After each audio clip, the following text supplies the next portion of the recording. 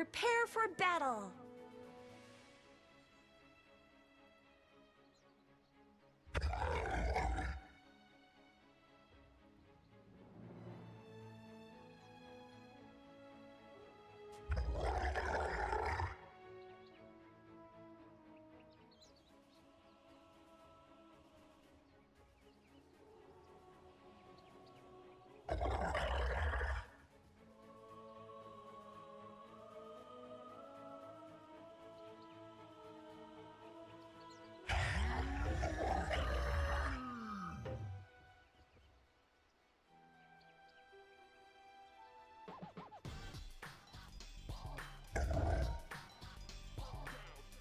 No. 30 seconds to battle. First blood! First blood in flames.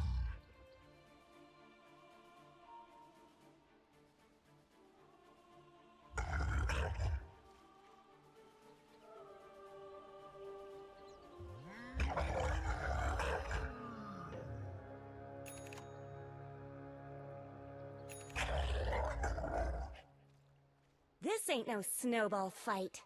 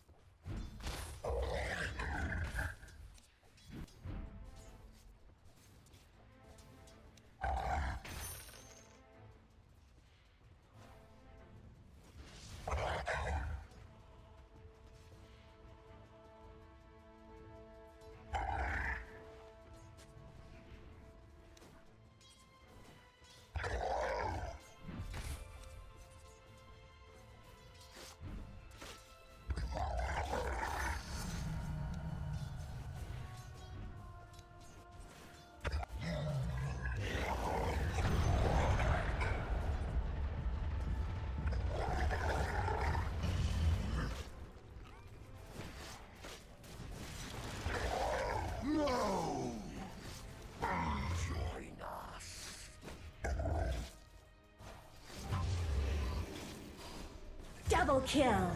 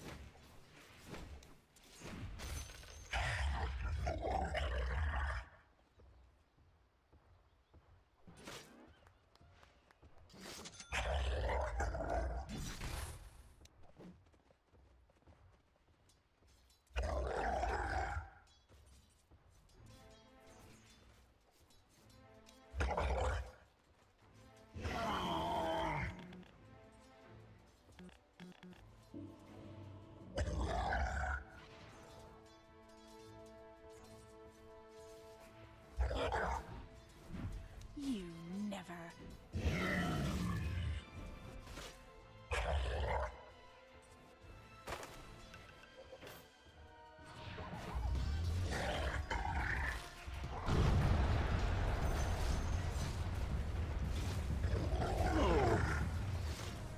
The only mystery is how you lasted so long.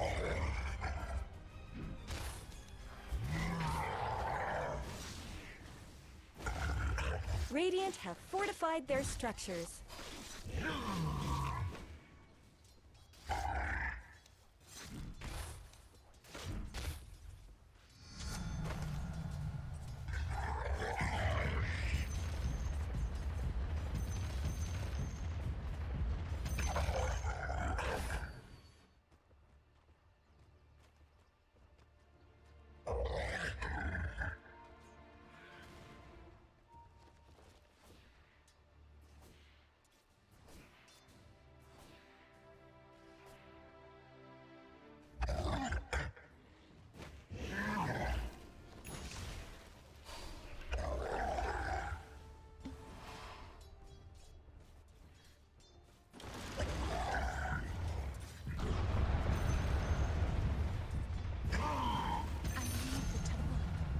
Undefended.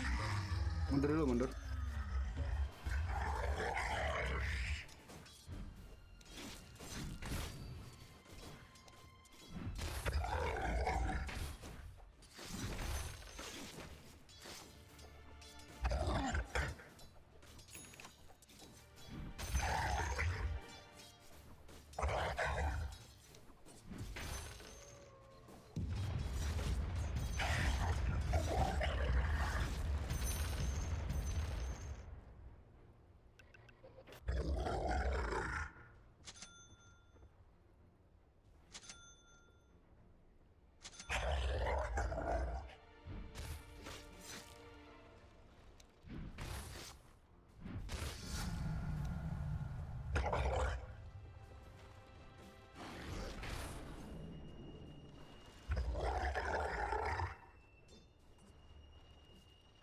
Your bottom tower is under attack.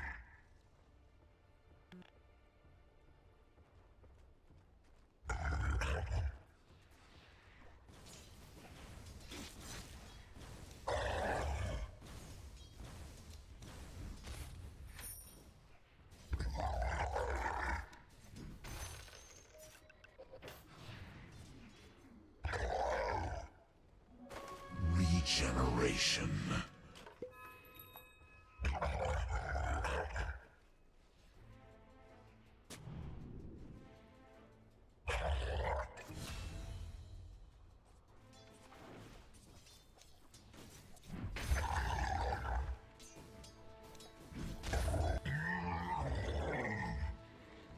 Denied.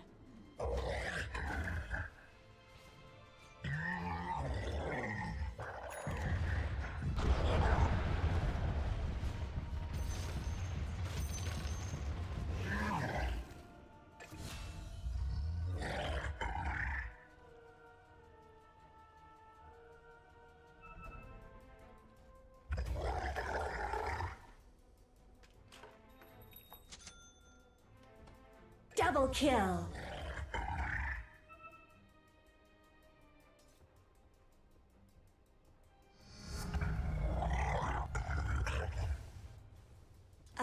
Let's talk about your top tower. There's really no reason to stand for this.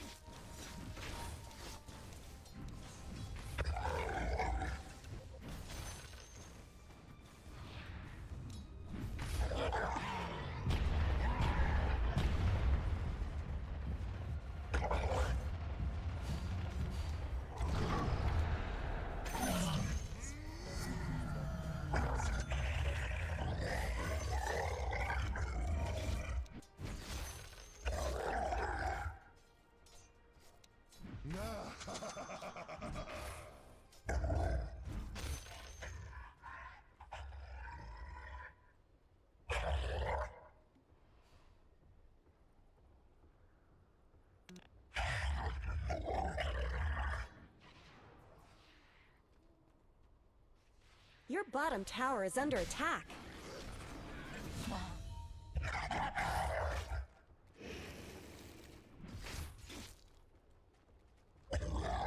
You really should look at your bottom tower.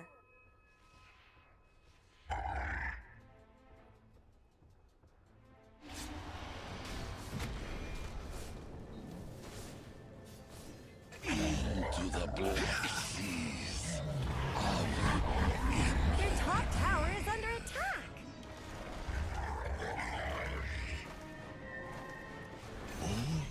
but a few. Let's talk about your top tower. Radiant structures have been snow fortified.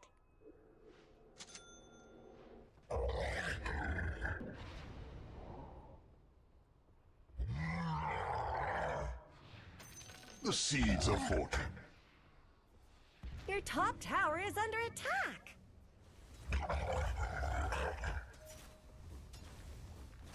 Charge. Oh, buta dua.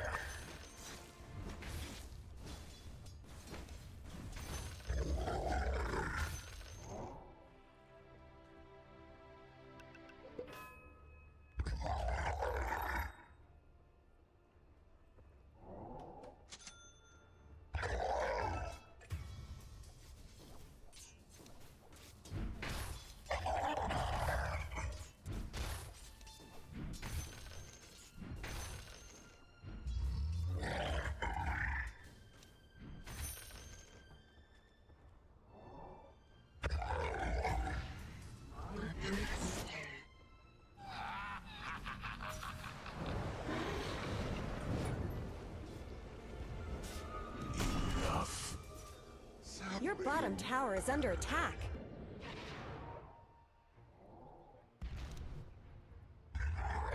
Look at that. Radiant's courier just got killed. Your bottom tower is under attack.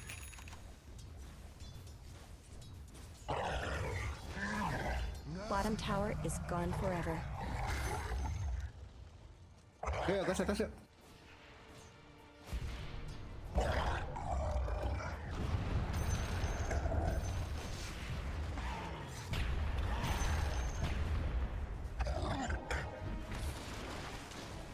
Dire snow fortified their structures.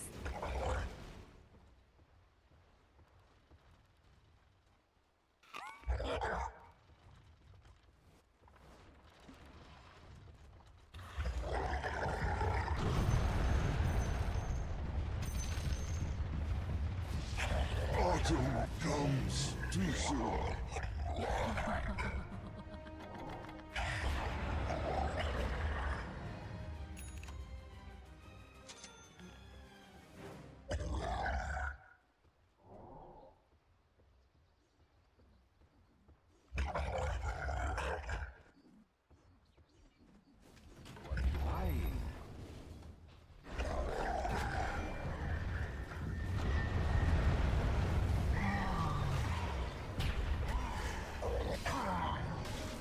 Your middle tower is under attack. I welcome the abyss. Killing spree. Behold my searing gaze. Your minions, my fury.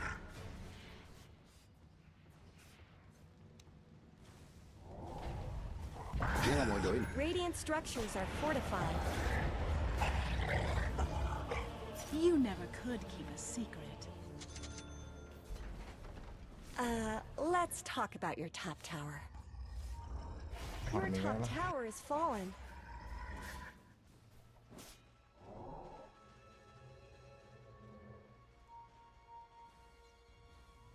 Your top tower is under attack.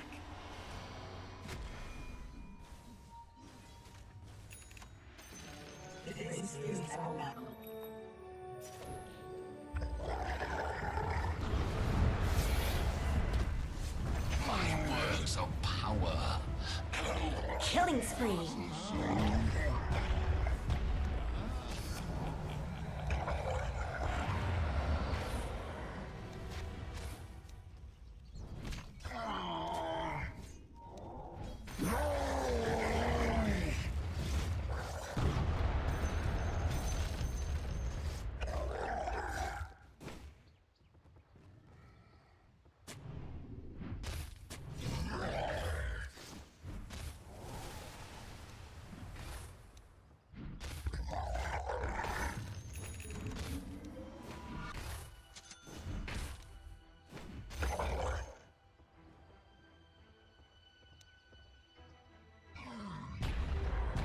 Invisibility.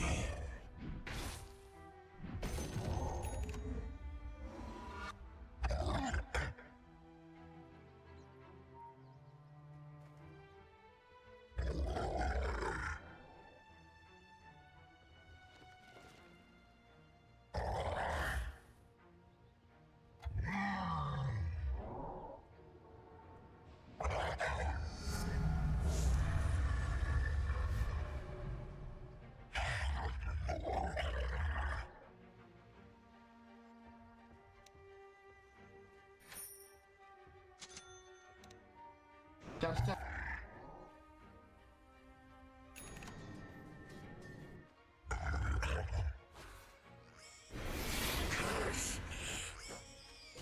Deacon baru datang.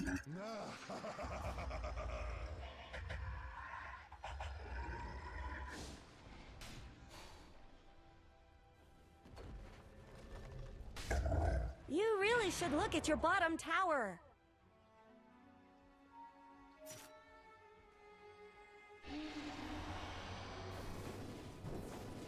Your bottom tower is under attack. This is not cool.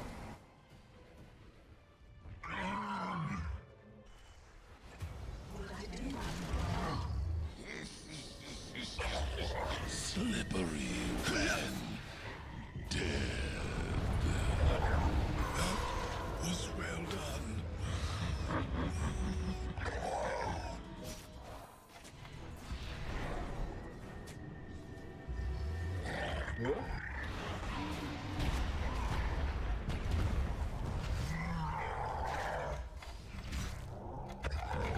Killing spree.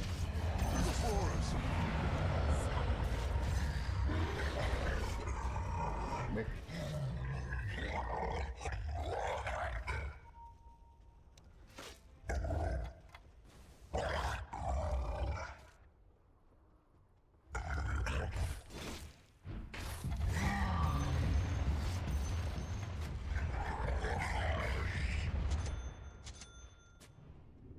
Your middle tower is under attack.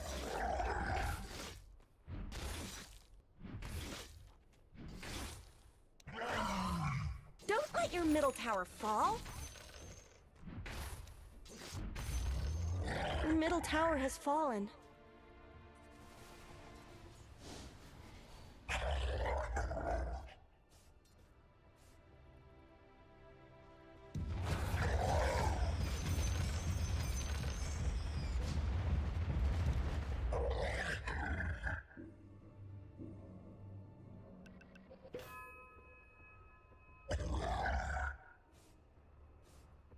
Charge.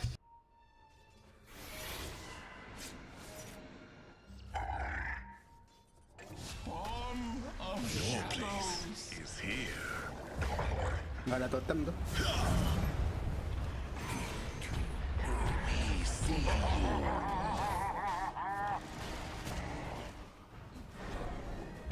Captured in the flame.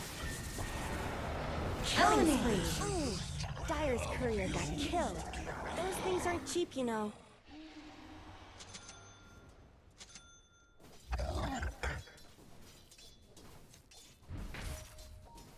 Power, full power.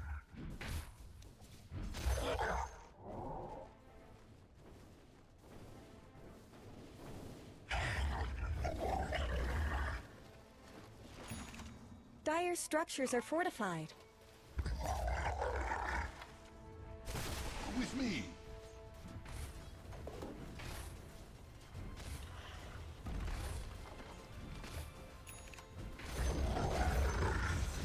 The enemy denied their middle tower.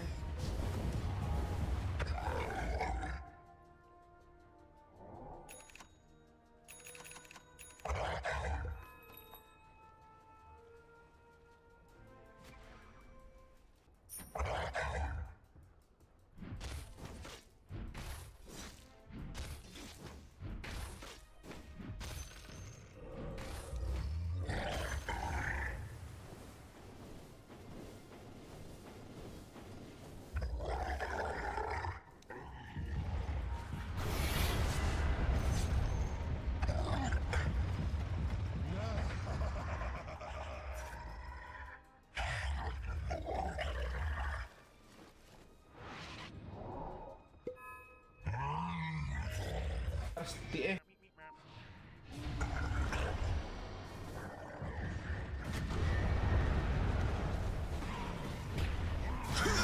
Ownage!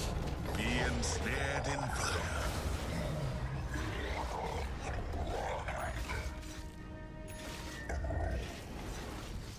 PTP.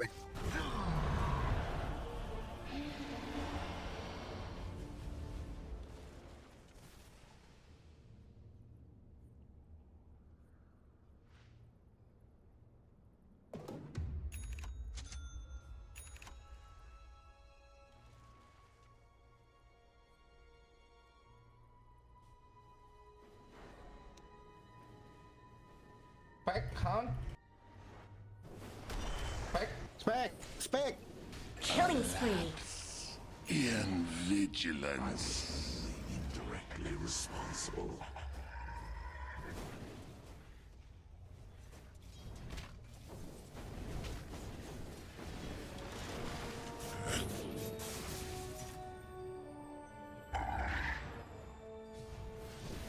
The sacred grove awaits.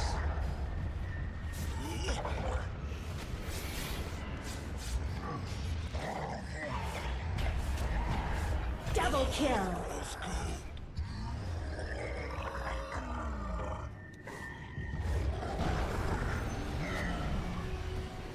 Dominating.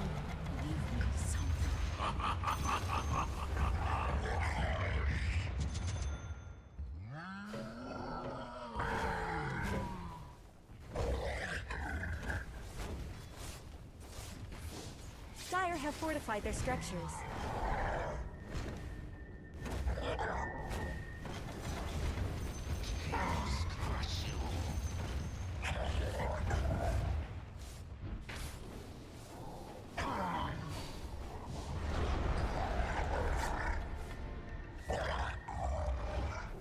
Mega kill!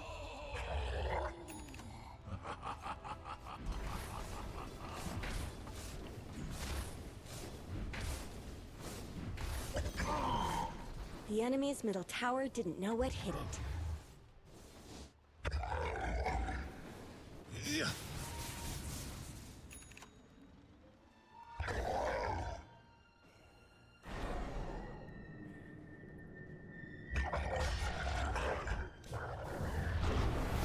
Kami tuh.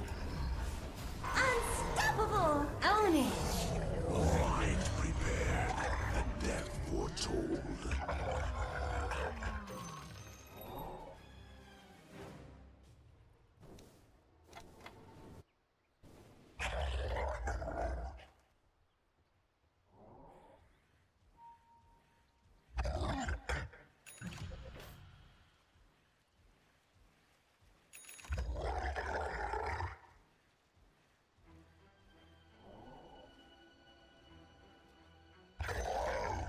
The enemy's bottom tower has fallen. One step closer. OTW, OTW.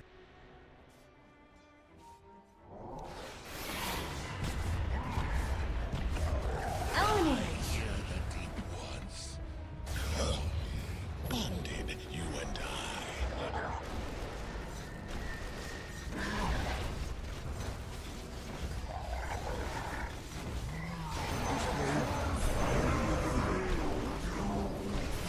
Back to the oblique world. Double kill! They'll never find your grave.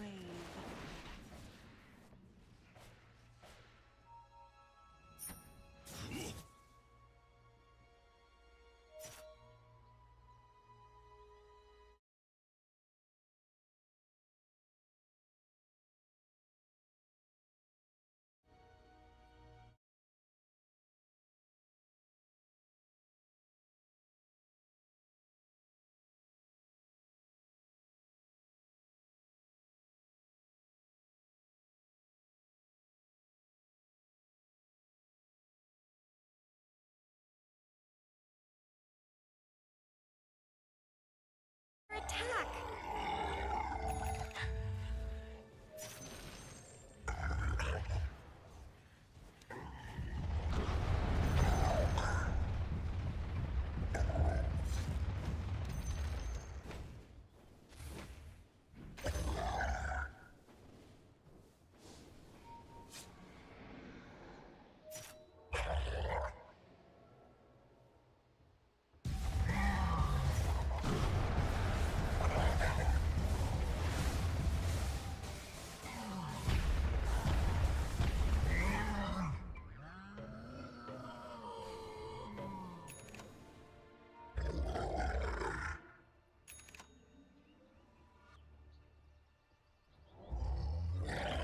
Regeneration.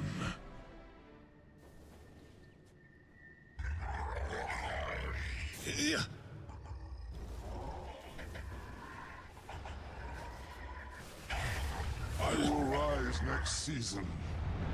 Your minions, my fuel. You snuff me out. Double kill. Totem.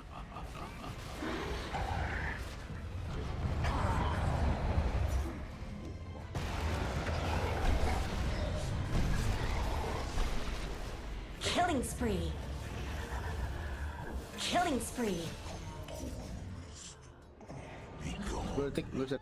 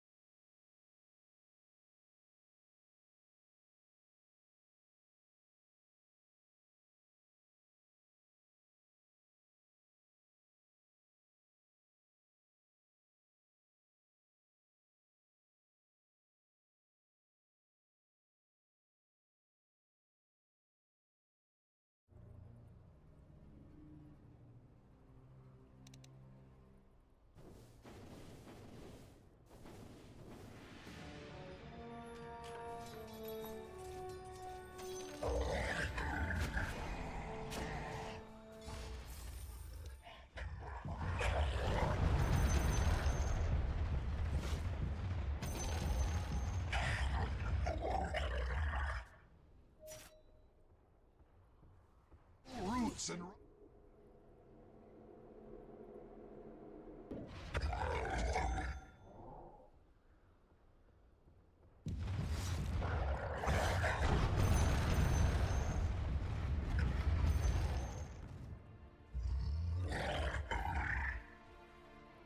Boros guys.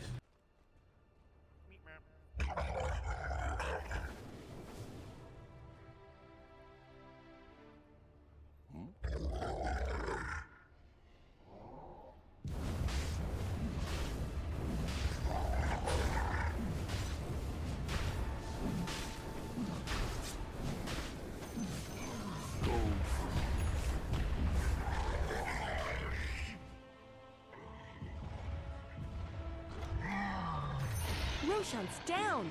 I wonder where he goes.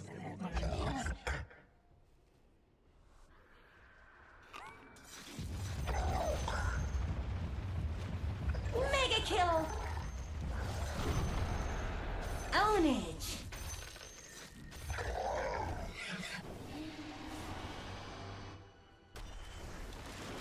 Unstoppable! Double kill! Top. Biar gua push mid.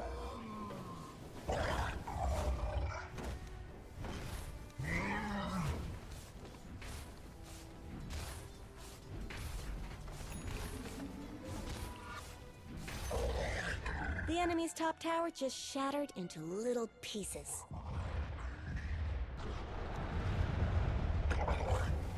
It looks like Dire fortified their structures. bonded, you and I. Sworn of shadows.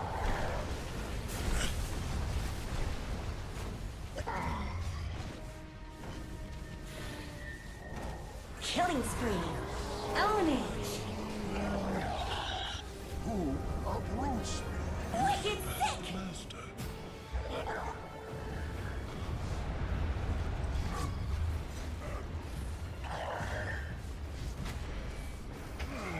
Dominating.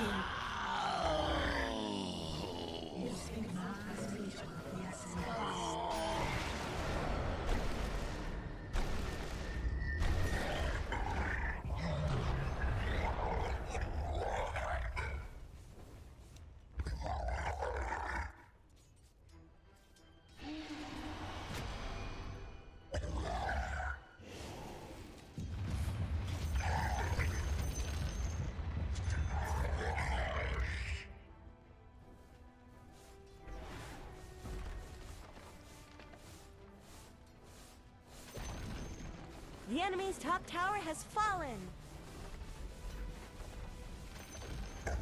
Enemy's top barracks drop like some stupid hot thing.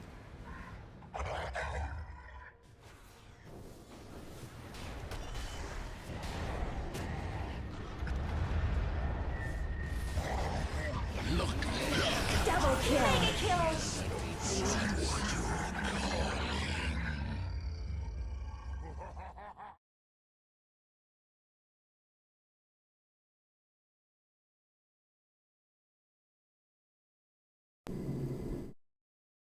Nice. Nice.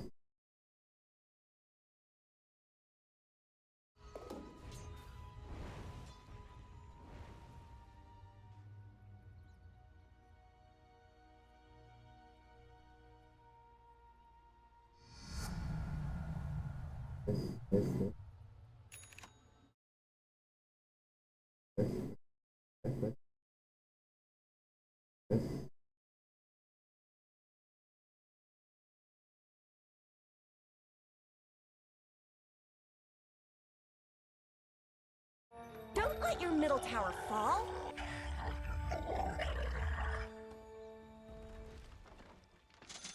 Don't let your middle tower fall!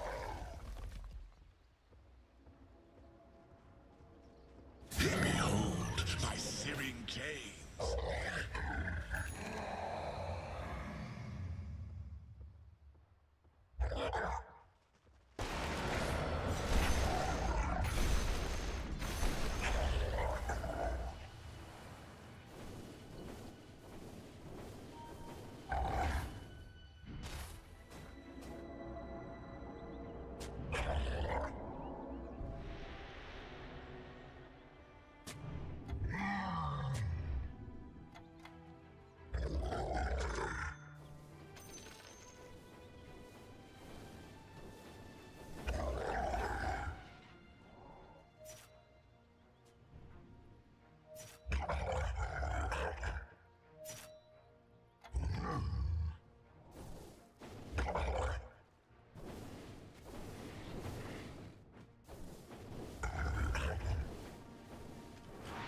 Gue turunin sini.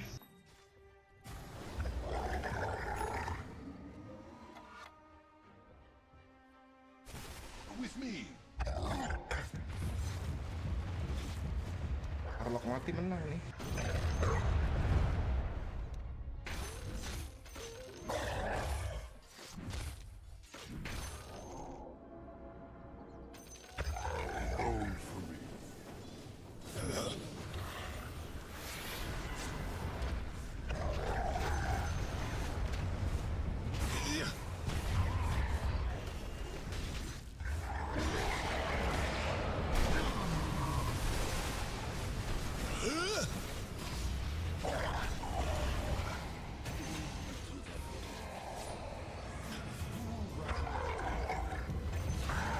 Udah spell semua.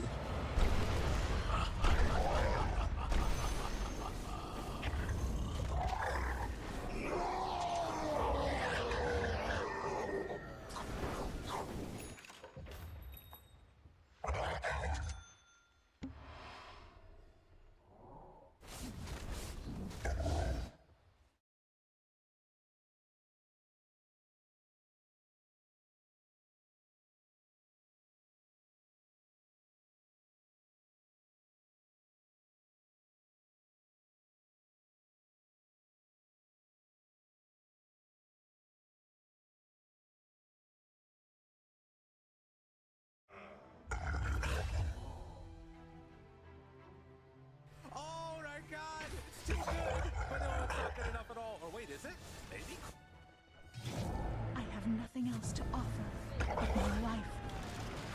Approach you. The enemy's bottom tower is down. Fire from the end. Dominating! Ownage! Searing heat. Double kill! Double kill!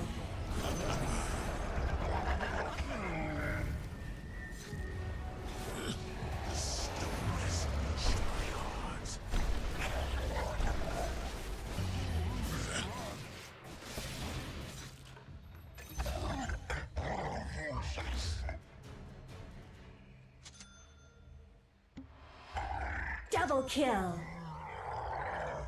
My blade?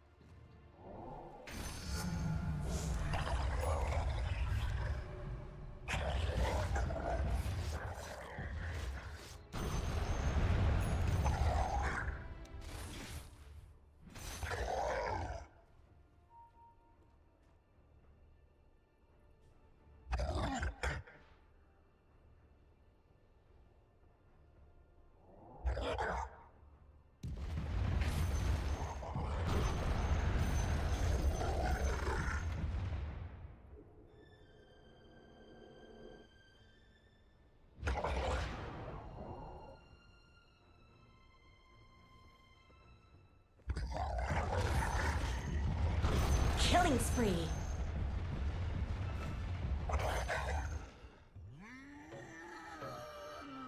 Ngapain Killing coba? spree.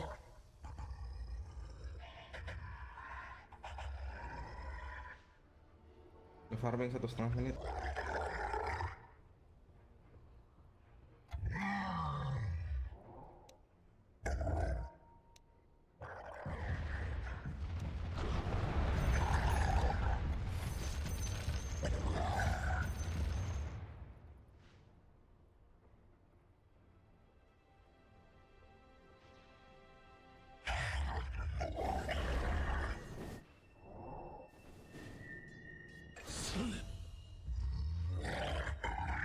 Serrated.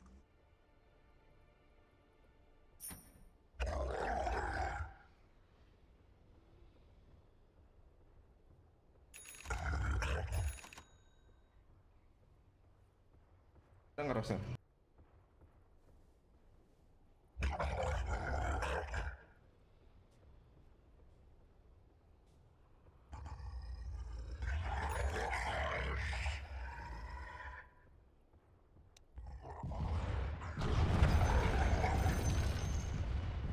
Baru gua set up bot dulu.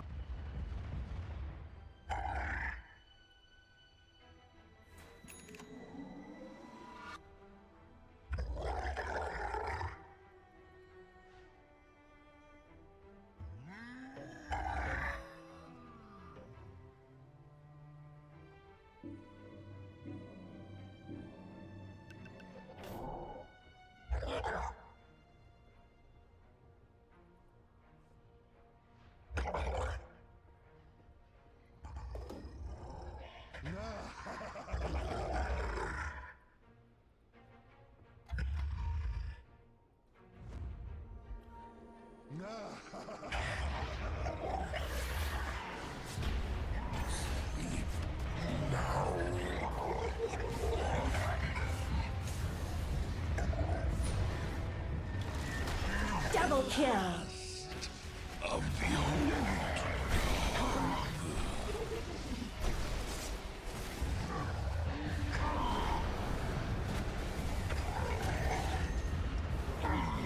Own it. Dire's courier has been killed. Tolong. Tolong.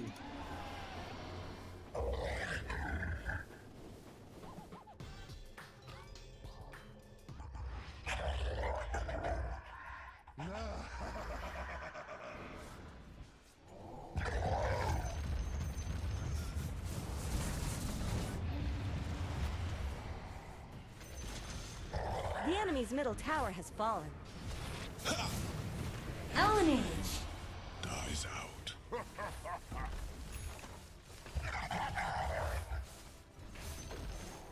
There go the enemy's top barracks. The enemy's middle barracks have fallen. The enemy's bottom barracks have fallen. The enemy's middle barracks are no more. Nice, nice, nice. The enemy's bottom barracks have fallen. You now have mega creeps.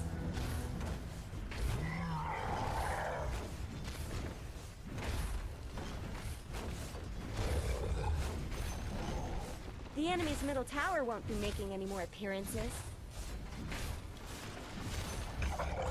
The enemy's middle tower has fallen. I knew you could do it. Dire structures are fortified.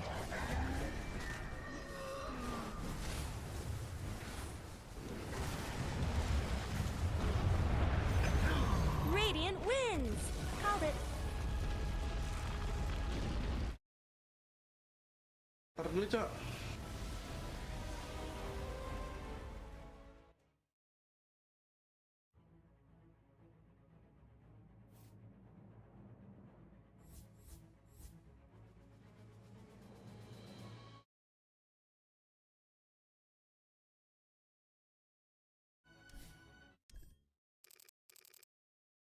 Cleave damage to play into the time you got the Warcry armor versus Weaver. I mean, I don't really know what's left in this pool unless Nouns are insistent on flexing the Stark Willow to carry, which I mentioned I don't think would be a good idea for them at all. I love this ban of Bloodseeker, by the way. That's what I mentioned. The hero is really good against Weaver, and you know, on the lane against Tide, it would be pretty cool as well. 10 seconds remaining. I think Troll could potentially also work for Nouns here. 5 If seconds. they do have the 23 pick, right? So they can't necessarily catch them off guard completely, but Troll is one of those heroes that's strong on lane and easy to pick blind versus the enemy's last pick. I think it's a free Slark game, but they have to understand how to, you know, delay the game and make this Slark viable, because game gladiators are gonna go and they're gonna kill towers, you know, heavily with Desolator and Weaver, a lot of creeps from Chen, a lot of auras from Tide. They're gonna have this ball, and they need to, you know, understand how to team fight that ball right now. Nouns are spending a lot of time thinking about their last ban. Probably still just going to be a mid Quinn hero that they want to take out here. Like Pango. Do you make sure it's you reckon it's just going to be Pango ban now? I think you have to decide between Pango or Shaker, because both of those heroes are going to give game the control that they need, but also lane very well versus our Spirit mid. Yeah, I was looking at the two heroes, for Shaker and Kunkka, because they lane really well. They're going to ban Kunkka, which is going to leave probably Earthshaker as an option, now that there is Terrorblade as well. Like, Terrorblade has been the hero for gaming gladiators throughout 2023. They knew how to win with the hero, but they also know how to beat the hero, so... they have a little bit of everything on their side. Good team fight, the spell, good scaling as well. This is also the team that does tend to play slightly longer games. They have 3 games over 16 minutes, and they won 2 of those. Is it enough on Nouns though to... It really is. For the memes. Yeah. Look, Reza said you ban it. They didn't ban it, and so he did pick it. So in a way, you definitely knew that one was coming, Reza. So we'll talk about all gaming gladiators draft as a whole in a little bit, because right now I want to know, is Nouns going to hit these timings for TB? Are they going to be able to come up against a tempo that it seems gaming gladiators have already set in their draft? I think it's quite scary when I look at this TB, because while he does give them the damage they need in the late game scaling, I don't necessarily think that this Nature's Prophet plus TB lane are going to punish this Tide enough. Normally you pick this TB if he has a favorable lane matchup and get kills on the offlaner, punish him, but it feels like still a very good lane for the Tide. All right, we're not going to have too much time to talk about this, because instead we have a coach's interview with Slacks. Absolutely. Thank you so much, my friends. I'm here with Steedy, the coach of Nouns. Feels pretty good, huh? Feels pretty good. This arena is amazing. The atmosphere, I love it. Are you ready for it? Can we give him one USA, please, guys, if you could?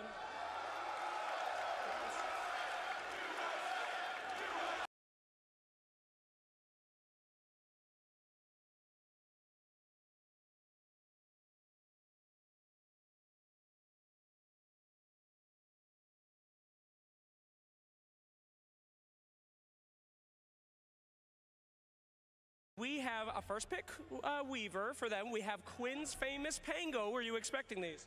We were 100% sure he would Pango. So we were totally prepared for it. We knew he would do it. The meme is real, you know? 2023 Pangolier. Okay, fantastic. Now, my heart sank when I saw that Dark Willow. I thought you guys were getting baited like every other team around here and looking for the carry. Did that ever cross your mind in there? Anyone begging for carry Willow in there? I'll tell the truth, I baited everyone because I asked the EG analyst about Dark Willow carry, and he's like, I'm gonna tell my carry to play it. And then everyone started playing it, but we don't. And then everyone was baited. So, mind games. Mind games. All right, final question for you. You guys locked in that Terrorblade. You're against very good Terrorblade players, famous for that. Are you prepared to face off against that TB? Or not let them have that TB? They know how to beat your TB. I believe Actor. Or do they? I believe Actor is the best player with illusions. So I trust my team. Definitely GG is an amazing team. They know what to do. But we are playing our strategy, no matter if they understand it or not. All right, well, I don't understand anything about Dota, my friend, but I do understand we're in for one hell of a match, so let's go ahead and throw it to our casters! It's been a long road to get here. 6 years of qualifiers, majors, and TI, but we're finally back. Finally back in the Sanctuary in Seattle, the Cathedral of Dota 2, the home of the best competition in the world. Welcome back to the International. And what a match to start it off, right? I mean, they threw me in here with my ex-teammates, but this is definitely a grudge match if you've ever seen one. NA Dota, South America Dota, combining in one team to take on the Western European powerhouse that has just destroyed the DPC season this year. An underdog a champion.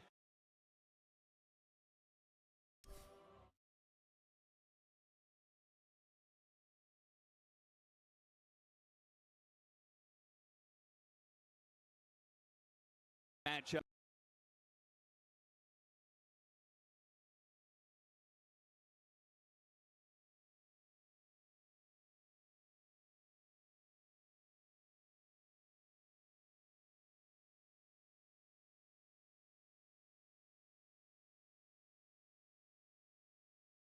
Matchup, the North American and South American group is definitely the underdogs against the three-time major winners. Here. He's played with but Quinn.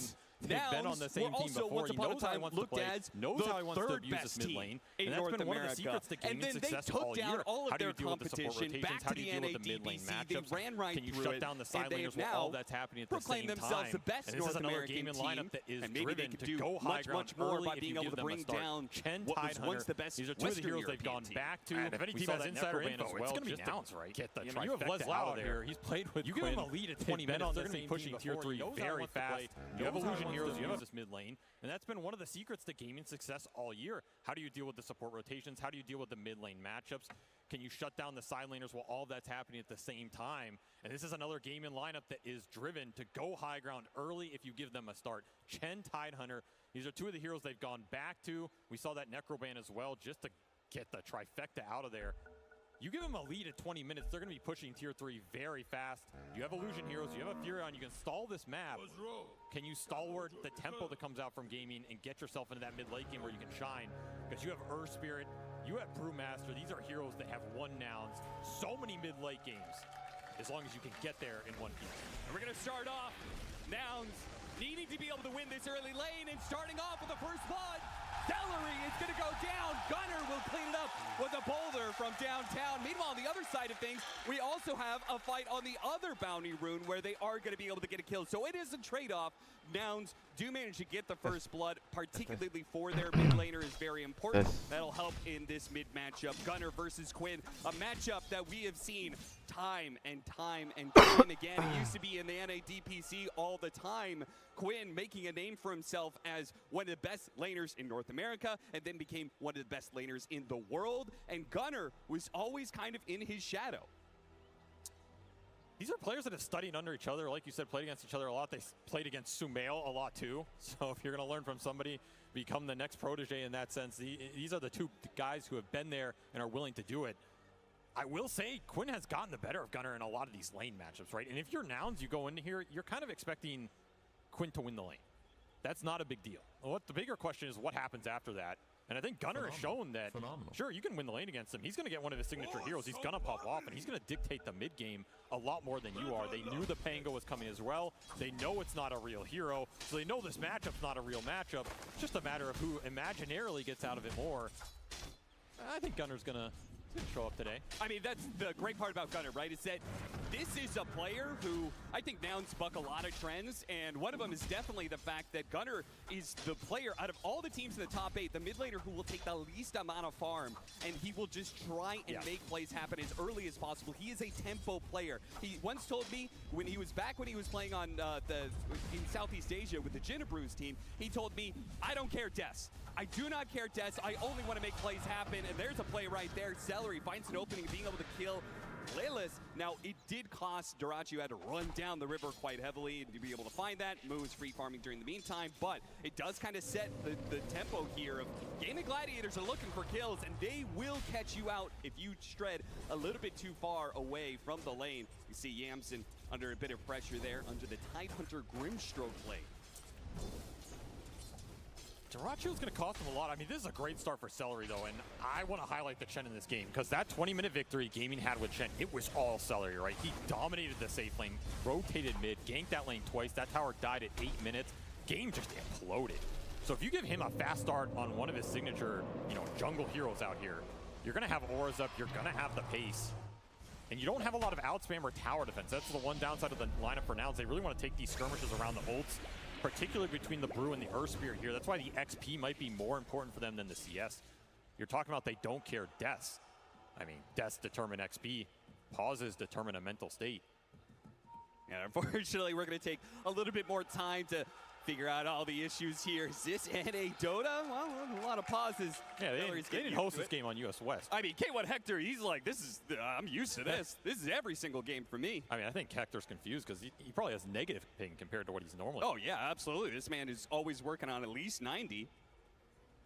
The shackles are off, and K1 Hector has shown it in addition to Nouns, who has done a lot of work for them. When you come to this idea that Gunnar is going to be taking very little farm off the map, he wants to be making plays, he wants to find openings, find kills, set the tempo of the game aggressively.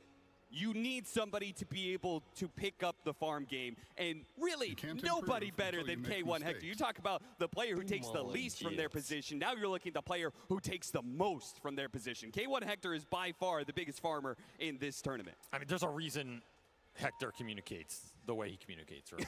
We've all been in a pub with Hector. Well, I say all of us. I mean, these guys haven't. We've been Let me tell you. Yeah, Hector, he just screams on the comms the entire game. Give me mana. Give me salves. Give me stacks. Yep. Stop feeding and I'll carry.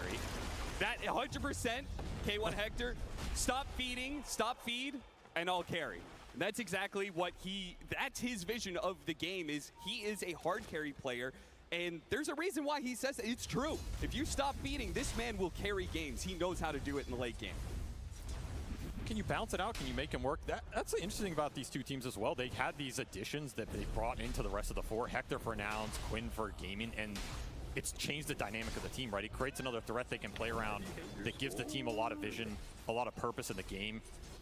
And if you make these players succeed, they will indeed carry you in a lot of these clutch situations. And Hector on a Terrorblade, that is a nasty combination. We've seen him be, I think, most proactive on the Chaos Knight, right? But this is a hero that functions very similarly. He can control the map, dictate when he wants to fight. So if he's the most farmed hero going into 30, 40 minutes, you have a decent chance to just shred the front line of Gaming here, unless they already have the auras up.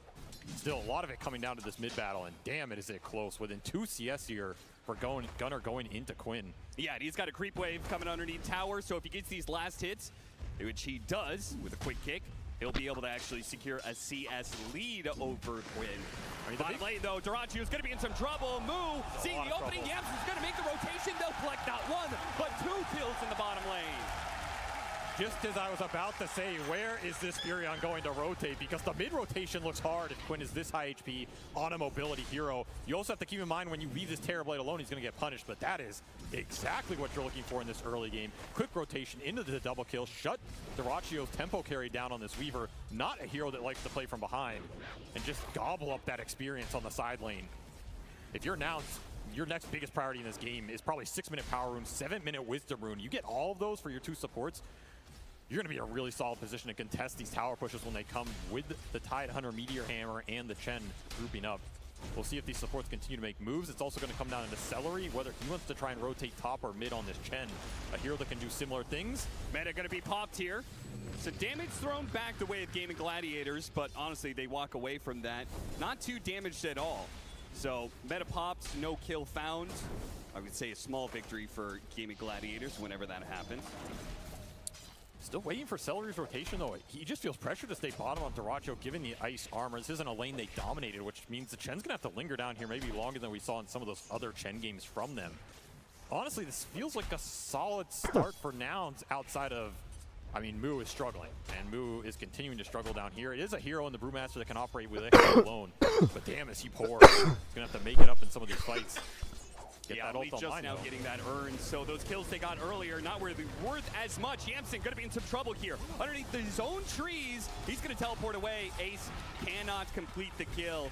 He walks away, damage done, but the damage on a Furion really doesn't mean that much, considering the fact this hero can just TP right back out to lane.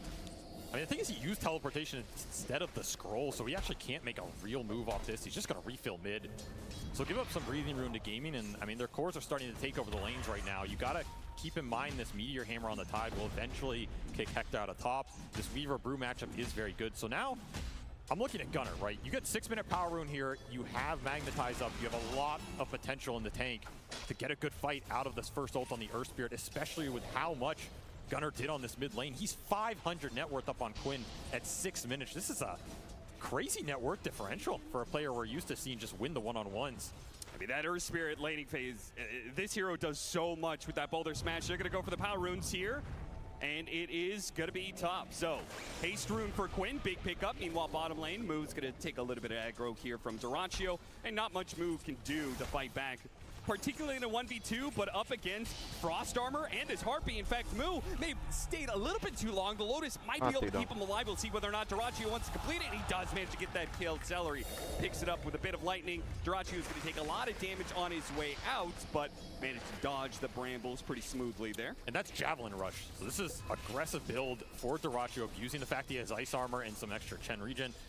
Just maxing up the DPS straight into the Maelstrom here, trying to punish Moo as much as possible with the opening they've created. And damn, some good creeps for Celery, right? You cannot ask for anything better out of the jungle early. Seriously, yeah. This is going to allow him to make some aggressive moves that he wants to. 7-minute Wither Rune will not be contested here, but it will get split. So, okay news for Nouns. I think they had a possibility of getting 2. You always have it with the Furion, but Yamson looking for a bigger prize. They know they're going for the 7-minute Wisdom Rune, which leaves Ace alone. Yamson's going to try and take advantage of that with the meta still halfway through. If they can just body block him a little bit, that's going to be enough. With this scan, they saw the Grimstroke. Okay, he's picking up the 7-minute Wisdom Rune. Let's make a play in this top lane. A big kill. Even bigger if they can get Duraccio as well, but Celery, he's going to try and stop this. In fact, they push damage back onto Moo. A teleport coming in now as Gunner's going to make his first rotation out, but it looks like he may be a bit late unless he really wants to dive the tower. But he doesn't want to throw away that net worth lead he has. Only 2 points in the rolling boulder. Not low cooldown enough to convert on the kill, so that'll be another missed opportunity for Gunner. Still trying to put this Magnetize to use. Quinn's going to make use of his haste rune he picked up earlier. Yamson, who just wanted to be able to get a little bit of levels. Gunner rolls in, tries to save his support, and that's going to be enough. Quinn checks out the other direction. 8-minute power rune, though, is coming up, and both teams are going to be fighting for it. The fighting continues in the side lanes as well.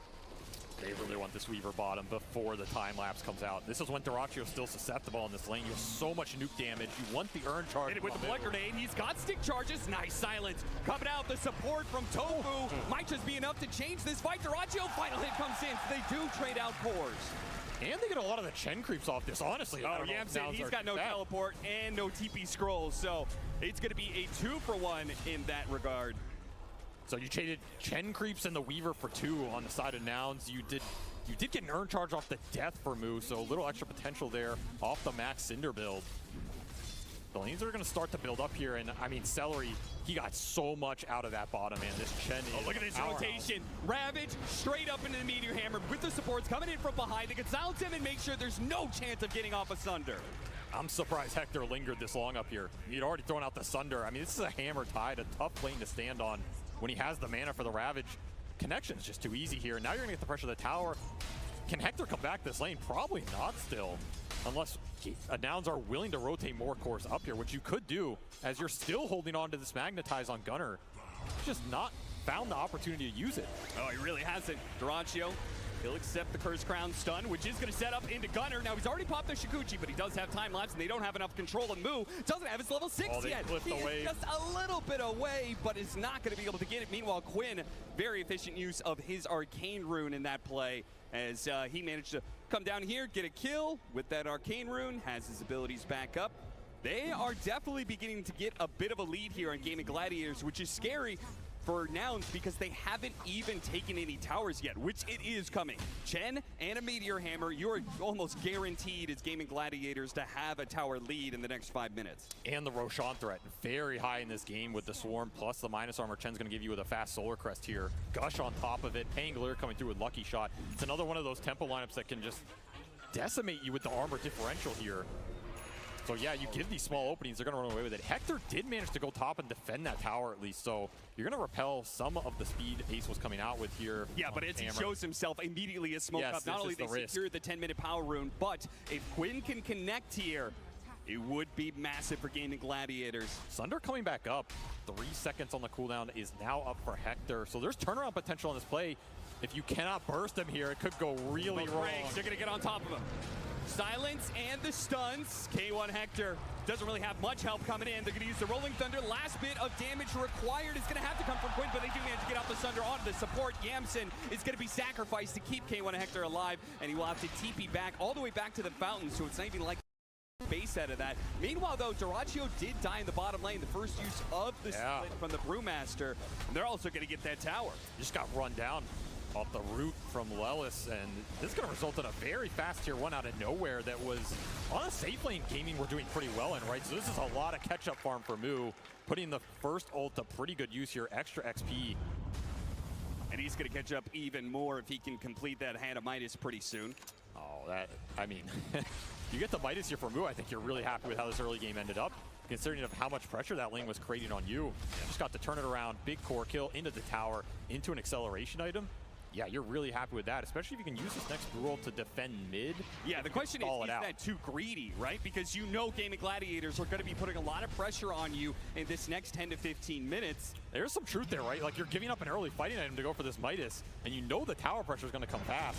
I mean, you go in and Midas a Chen creep and say, I did my part, team. Underneath tower, but it may not matter. Good terrorize, though, coming out from Lelis. This may buy Gunnar some time to get more magnetized stacks onto Quinn. Nails him with the next rolling Bobo as he tries to swashbuckle away. Locked in, though, by Tofu. Great spellbound, and they're going to be able to catch him the hammer. Into the hammer. The chain stuns are real, but Gunnar is somehow still alive, and he's going in.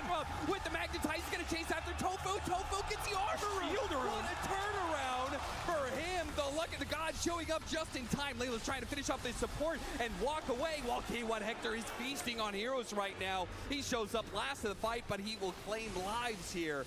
Oh, Ace actually not too afraid. He's going to try and get this meteor hammer in time, but Yamsen's already teleported away. The tower survives for now, but damage is done, and Ace is still here with that meteor hammer. Did clean up some Chen creeps. I mean, very good shield rune on the end for Gaming, and Ace just powering through with the damage in this fight. That is an absurd amount of damage for a Tidehunter to be doing at 12 minutes in this engagement. You can show how much, I mean, it shows how much Nouns want to defend this mid tower, and you can't blame him. You hold this tower for another couple ults, it secures a lot of your map, buys Hector time. There's just no way to stop it. It is inevitable. Ace is inevitable, as he has been all season long. He will push himself to the top of the board here, having a tremendous Tidehunter game. And he's going to become an issue because you don't really have direct burst damage or stack building heroes to take him down. There's a lot he can dispel in this game between the Dark Willow, the Magnetize. You can toss him in the air and take the fight 5-on-4. That is a route Nouns can think about going, but for now, Ace is going to be a brick wall. A brick wall that is particularly important for Gaming Gladiators, as much of their success throughout the season has been based around him and his playstyle, which that did become weaker with some changes in the game, but it seems like Gaming Gladiators had maybe found a position for Ace to really take over the game. That hit. Once again, nice hit with the Terrorize, lined it up into the stun. Gunnar easily has the control to bring down the Weaver. And this is going to be Nouns' biggest target the whole game. Dyrachyo, we've seen him on this Weaver before, right? He has some bad deaths, but this is also a hero that's very susceptible once you start getting killed once. It just starts rolling. That's a 4th death for the Gaming carry on a hero that ideally will give them Roshan and a siege mechanism at a certain point. Still level 9 on the Weaver at 14 minutes. He is falling behind in XP. Nouns got a few more cheeky kills on him. This is a way to just bump your supports up, help you take those tower defense fights. Yeah, who cares if they're taking all your towers if their hard carry is still poor and cannot outmatch the Terrorblade. Try to roll in, Quinn. Invisibility, and managed to sidestep that boulder coming across. He's going to get some information out here, though they do seem to know he's here.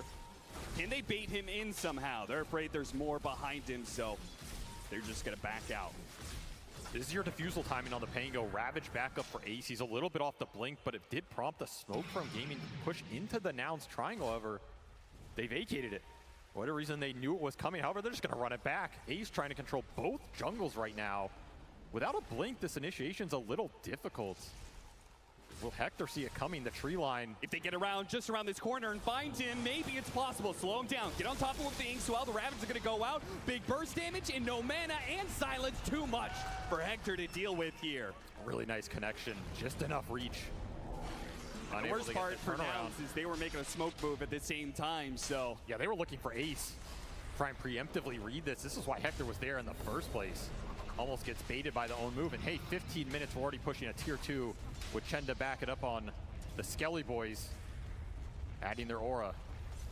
I think this is the part that I love about this matchup. I feel like Nouns and Gaming Gladiators have both bucked the trends when it comes to the heroes and strategy of this tournament. Nouns certainly have their own list of heroes that I think are special to them. Meanwhile, Gaming Gladiators, I mean, playstyle-wise, everybody's going like 50, 60 minutes in these games, but Gaming Gladiators, they're ending games at 25 sometimes. This is a team that does not care what anybody else is doing right now. Yeah. They're going to speed it up. And like you said, both these teams, I think, are two of the faster teams this tournament. They're happy to just take these fights, win it in the mid game. If it goes late, I mean, they always have a backup plan. And I feel like Hector is probably the better backup plan here, but man, we've seen Weaver scale a lot harder than he used to in a lot of these matchups, especially when you have a bunch of Auras and Tidehunter and Chen behind you. And there's also just not a huge amount of control for Pangolier in the late game. That's one of the things. I mean, yeah. We saw Steenie talk about they knew this Pango was coming. I feel like everybody knew it was coming. Can you stop it anyway? Magnetize builds up, kills not only the Chen, but also... That's pretty value. Honestly, very value here. Every time you take Celery off the map, you're slowing Gaming down. You're slowing down the next objective. Huge amount of gold into Gunner's pocket. Frees up the map. And I mean, Gaming were just split, right? We're talking about them abusing the fact they have a very strong ball. They were waiting for this Ravage to be back up. Rare misstep will cost them some time, and that is time for Hector to get the lanes out, or at least attempt to. He kind of has to, otherwise they're going to lose too much control over Roshan. The next objective for Gaming Gladiators on the list. They have a 3,000 net worth lead. They could take away this last remaining tower. They're going to have really good control of the Roshan pit, and you said they've got a great team to take it too. It's just a race to the team fight items. You're looking for Radiance on Mu, give you that huge AoE damage in the fight, but you're also looking for these big auras on Gaming in the pipe on Celery and the BKB on Dyrachyo. That's a very big item for them as well. We'll make sure that they can man up in this Roche pit, deal with the Terrorize, deal with Tornado, all these AoE spells that Nouns are trying to throw on the Weaver. Pretty much useless, and you don't have the physical to burst him yet. If Mu can get this Radiance untouched, I think you have a decent shot contested.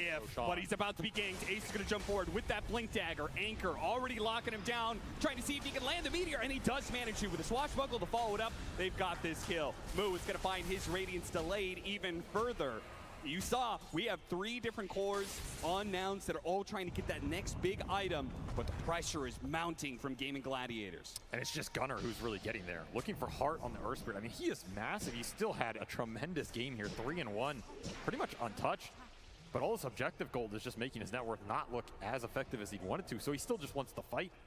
Gunner wants to slay here, give him an opportunity, set it up.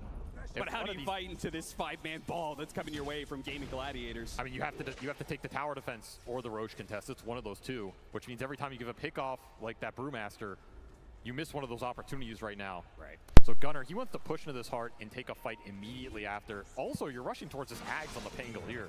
A lot of extra damage and takeability coming out, and you don't have Rolling Thunder control. So this Axe is gonna do work if you let Quinn get to it for free here. Oh, jump onto the 2 of them with the double Ravage, with the Meteor. What an opportunity from Ace. Just like that, cutting 2 down right in front of your tier 3. What? Who needs a Roshan? Yeah, Roshan be damned. You died in a bad part of the map to die on right now. As Mu is struggling to get to this Relic. An early Glyph as well is just gonna open up this entire lane. Solar Crest and Pipe done for Celery. This Chen is massive right now. Do you have the damage to take this fight? You're almost like all magic oriented. Yeah. His tier 3 is going to be forfeited before they even get their heroes back up. They still need another 5 for the Brewmaster to get here, but Gaming Gladiators will relent. They say, okay, we just did some serious economic damage to you, being able to kill 2 of your heroes. Once again, that Radiance is delayed. We've taken more and more property off the map. And now we could just go back to farming our side lanes again. And the team items are just rolling in, right? I mean, Hector, at this point, he might be asking his team to, please, slow the game down. Just let me get to Scotty. We can take a good engagement, because right now, it's a lot to punch through. You give Ace another big team fight item here, and you're going to have to abuse buybacks at a certain point. You need some extra firepower. Ato's done for Lels, looking for the extra setup. Another big smoke, but you just got pushed in really deep in your base. Gaming got obs in your base as well, so these moves are very telegraphed right now. Hector's just, he struggled to get these lanes in deep. Yeah, big difference between, I would say, K1 Hector and his Terrorblade play and Dyrachyo.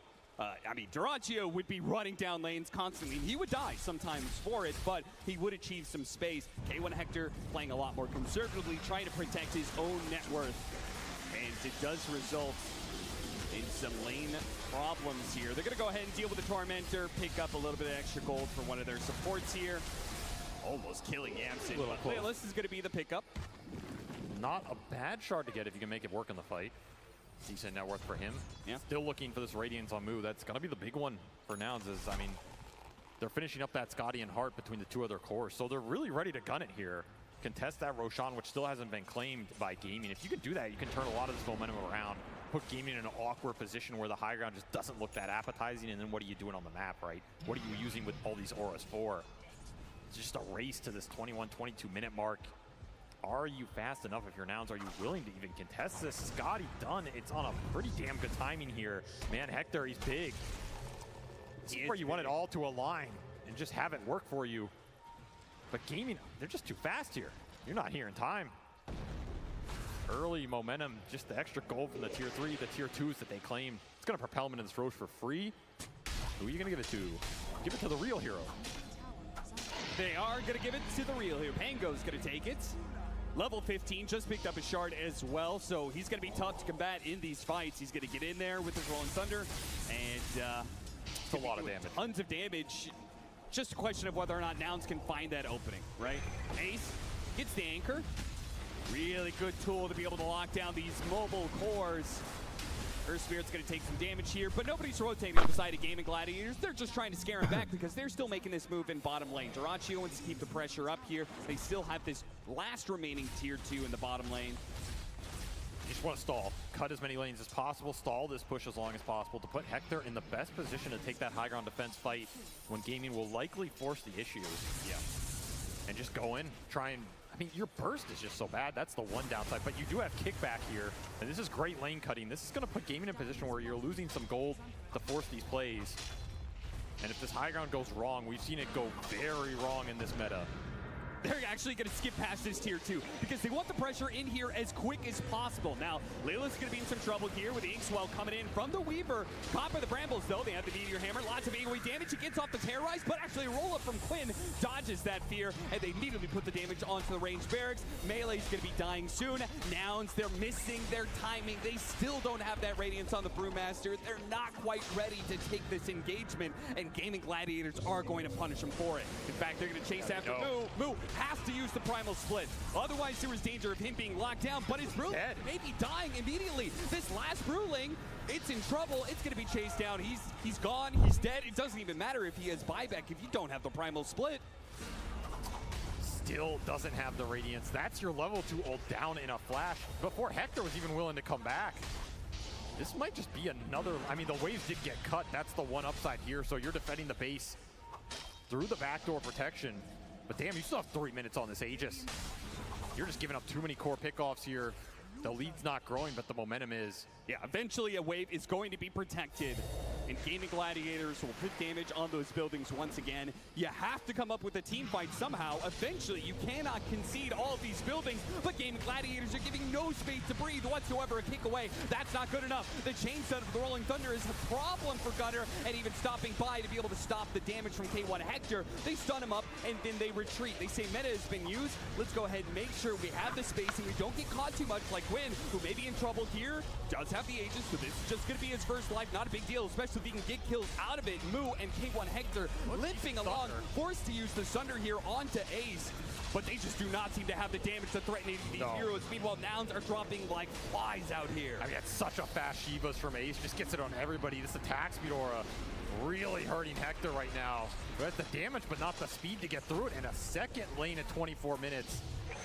Now, the only saving grace for Nouns is if they can get Hector out of here. They have this tier 2 up, but maybe it's not even needed. If the carry dies here, they might just be able to go straight for the throne. Layla's trying to limp back to the fountain. Will be able to make it. The cores, they're going to have to use some buybacks here. A kill on Duraccio would be crucial to holding, and Nouns do manage to get that much. Gotta get more. Get more. Gunner chasing after him, doing what he can, but afraid of the turnaround. Yams is going to try and lend him support here. Sets it up with the Sprout into the Rolling Boulder. Do they have enough stuns to control this Pango? A Silence Fall went up, and they do manage to get him 2 cores on the side of Gaming Gladiators as they overstep themselves, daring to tread close to the staircase of the fountain. Those are big kills, almost 3,000 gold total, so at least you're getting something on the backswing.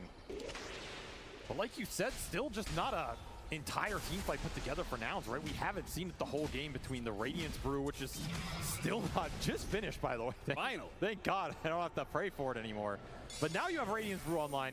You have to get these ults in sync. That's been the biggest problem. Ace is just continuously forcing the issue before you're ready to take that straight 5-on-5. I mean, he instantly put that Shivas to use on the back end, and if you don't have all 5 heroes there, you lack the damage right now. That's been Just the the biggest difference crux. in net worth despite the Midas pickup Yes. between Moo and Ace. I mean, Moo and Celery at this point, right? Yeah. We're talking about Chen accelerating these games. Hero benefits so much from these Raxes going down because it just sets you up for an entire other team item. Vlad's done as well, buffing up the damage here across the board.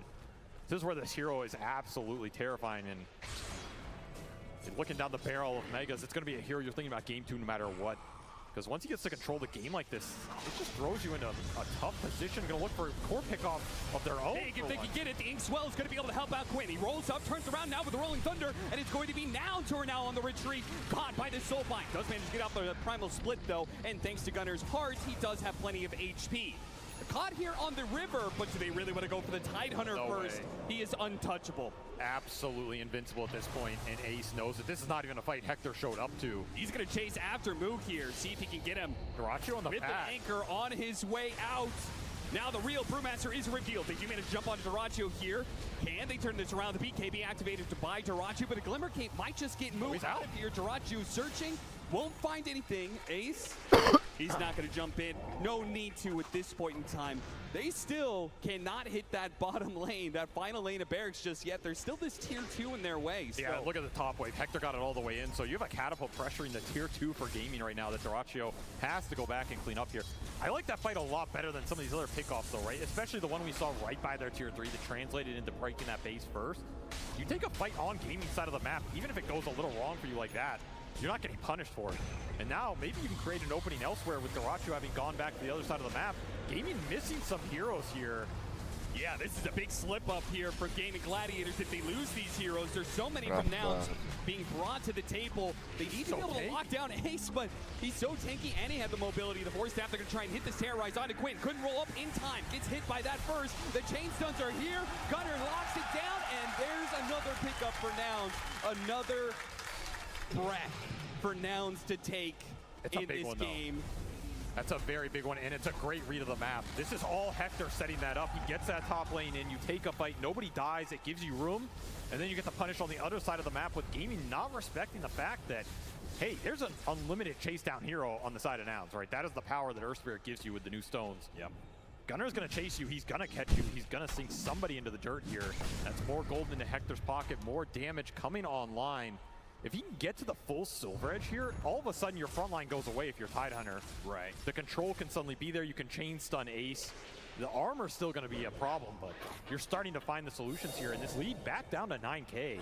This is all you're trying to do in the game right now if you're Nouns. Keep the economic damage to a minimum and prevent Gaming from getting to that last lane of Rax, which is going to make the game a real uphill battle if they get a free Megas.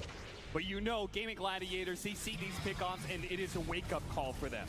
They're going to go ahead and try and clean up the lanes, but they're also going to group up a little bit more. Gunner trying to break the smoke here. Does get scanned, so Ace knows. Roll away. Is it in time? Gets him on the anchor. Nobody's going to be able to deal with this. Oh, good Force Staff down to the cliff. They need to be able to deal with this anchor still. Earth Spirit this far away. He still has that heart. He's pretty tanky, but Dyrachyo is shredding him pretty quickly. Does manage to roll outside and into his base. Dyrachyo just not quite in front of him. And that's going to be a BKB used. Yeah, that's all the way down to 6 seconds already. It doesn't feel like we've seen a fight where he got to use it at all. And it's down to the minimum. That's how much Nouns have been cutting out this fight. And another fight where Ace did not want to pull the trigger on the Ravage there. Feels like Gunner's either slightly too tanky or maybe he has a buyback and they get in a weird, awkward position. But like you're talking about breathing room, that's some more breathing room right now for Nouns as they hold this game steady. And now they're looking for their own pickoff. Once more, Gunner will find the catch. With this beautiful combination, Bedlam rolling boulder, but the heroes are tanky. He got off the pipe, and now it's a problem. Gunner, half health, rolling thunder, completely chain setting him down. No way to be able to get out. Now they're scrambling here. K1 Hector, he's going to be in some trouble. He's Buyback off from the Gunner. Trying to fight back into these heroes, but he is lacking in the teammates to do so. The buybacks are going to be coming in. They do manage to get off the Sunder, but immediately time-lapse rectifies that bit of damage. Gunner rolls back in. It's the stun, but K1 Hector needs to be able to retreat. This Tidehunter is constantly playing in his face, constantly slowing him down. And K1 Hector, he's going to go for a desperate TP away. The damage are going to come too quickly, though.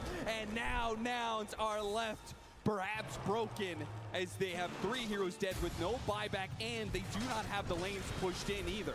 Yeah, that's exactly what Gunner is trying to do right now. He says, Yamson, make as much space as possible. I will try and clear up some lanes with this buyback that yielded nothing.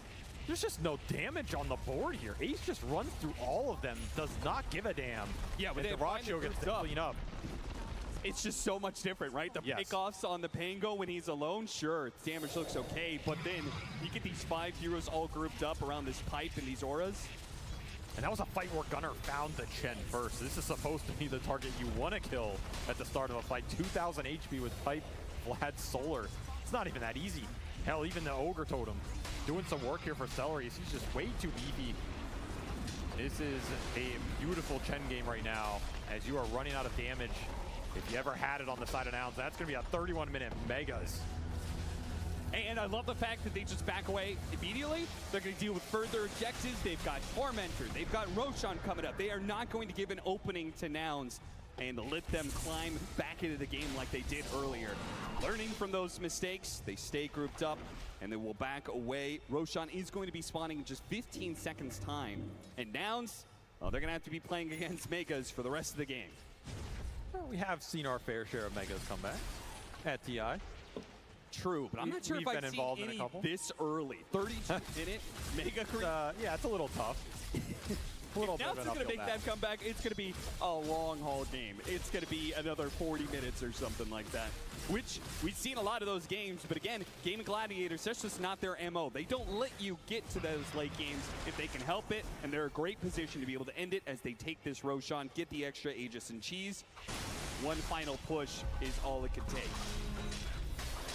I also just don't see what's changing the paradigm in terms of Ace walking into 5 of you and going, what's up? Yeah, I mean, what has been the answer from the entire game? And it's supposed to be this silver edge on Hector. I think that's the one big difference maker here. Get the break in, and then all of a sudden you can stack the magic damage, the magnetize, all these debuffs on Ace. Maybe you have a chance of bringing the Titan down. But damn, it's just gotten delayed here as Hector is still searching for the damage, still searching for the levels as well. When you don't win the fights like this, you just fall behind. He's only level 16. Yeah, and we're seeing the 17. The carry ability of the Weaver. You talked about how this hero scales so much better than maybe it used to. He's got an MKB complete, and he's now level 20, so he's got the plus 90 Geminate attack damage. Plus the shard. This is just a huge power point for Dyrachyo. Absolutely going to shred all 5 of you in the fight if he just gets the Sakuchi through. Nouns will take the smoke wrap. Pretty heads-up play if they can find the supports on the backside. What are they looking for here? Grimstroke, Chen, that's it. Gotta find the squishies, take them out, get a numbers advantage. Supports are bust, but they have the scan. Gaming Gladiators made the read, and now they know they're outside of position here. They're immediately gonna pounce on it. Gaming Gladiators read you like a book, and they will slam that book shut as they get these 2 pickups, and into the base they go to now finish it off. Quinn just burning Hector's man out as well. I mean, everything is around Ace. Go with Ace. Follow his jumps. The man has led you very far. He'll continue to lead you farther here. Once again, it's underused. Gunnar, he just has to go in, but shredded. That heart doesn't mean anything for him anymore. So much for a tanky meta. Yeah, game 1 in the books here with a very, very fast Chen lineup from Gaming. And if you're Nouns, you're going into game 2, you're thinking, how do we slow this team down, right? That is all you're thinking about right now. Is it heroes? Is it players? Is it a play style thing? Do we need stronger lanes? More auras of our own? Something has to happen, though, because Gaming have shown they're not afraid to push these games high ground 20 minutes. That's the part I love. If you don't have the outspam, if you don't have the lane shove, you just get pushed down. Yep. I love the fact that Gaming Gladiators are showing that there is a way to be able to punish most of the strategy that teams have been running with, which has been a lot of greed, a lot of hand of Midas, scaling cores, scaling supports. And Gaming Gladiators are showing that, hey, there's a different way to be able to play this game. And you have to be prepared that this game may end before you're able to come online.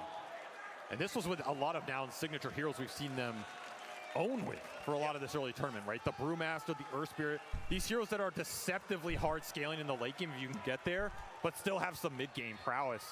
They just couldn't muster up the damage to take down the front line here, and that's really what it goes back to. And yeah, all Ace all day, man. Game 1 goes exactly how most people would have expected, with Goliath striking the first blow.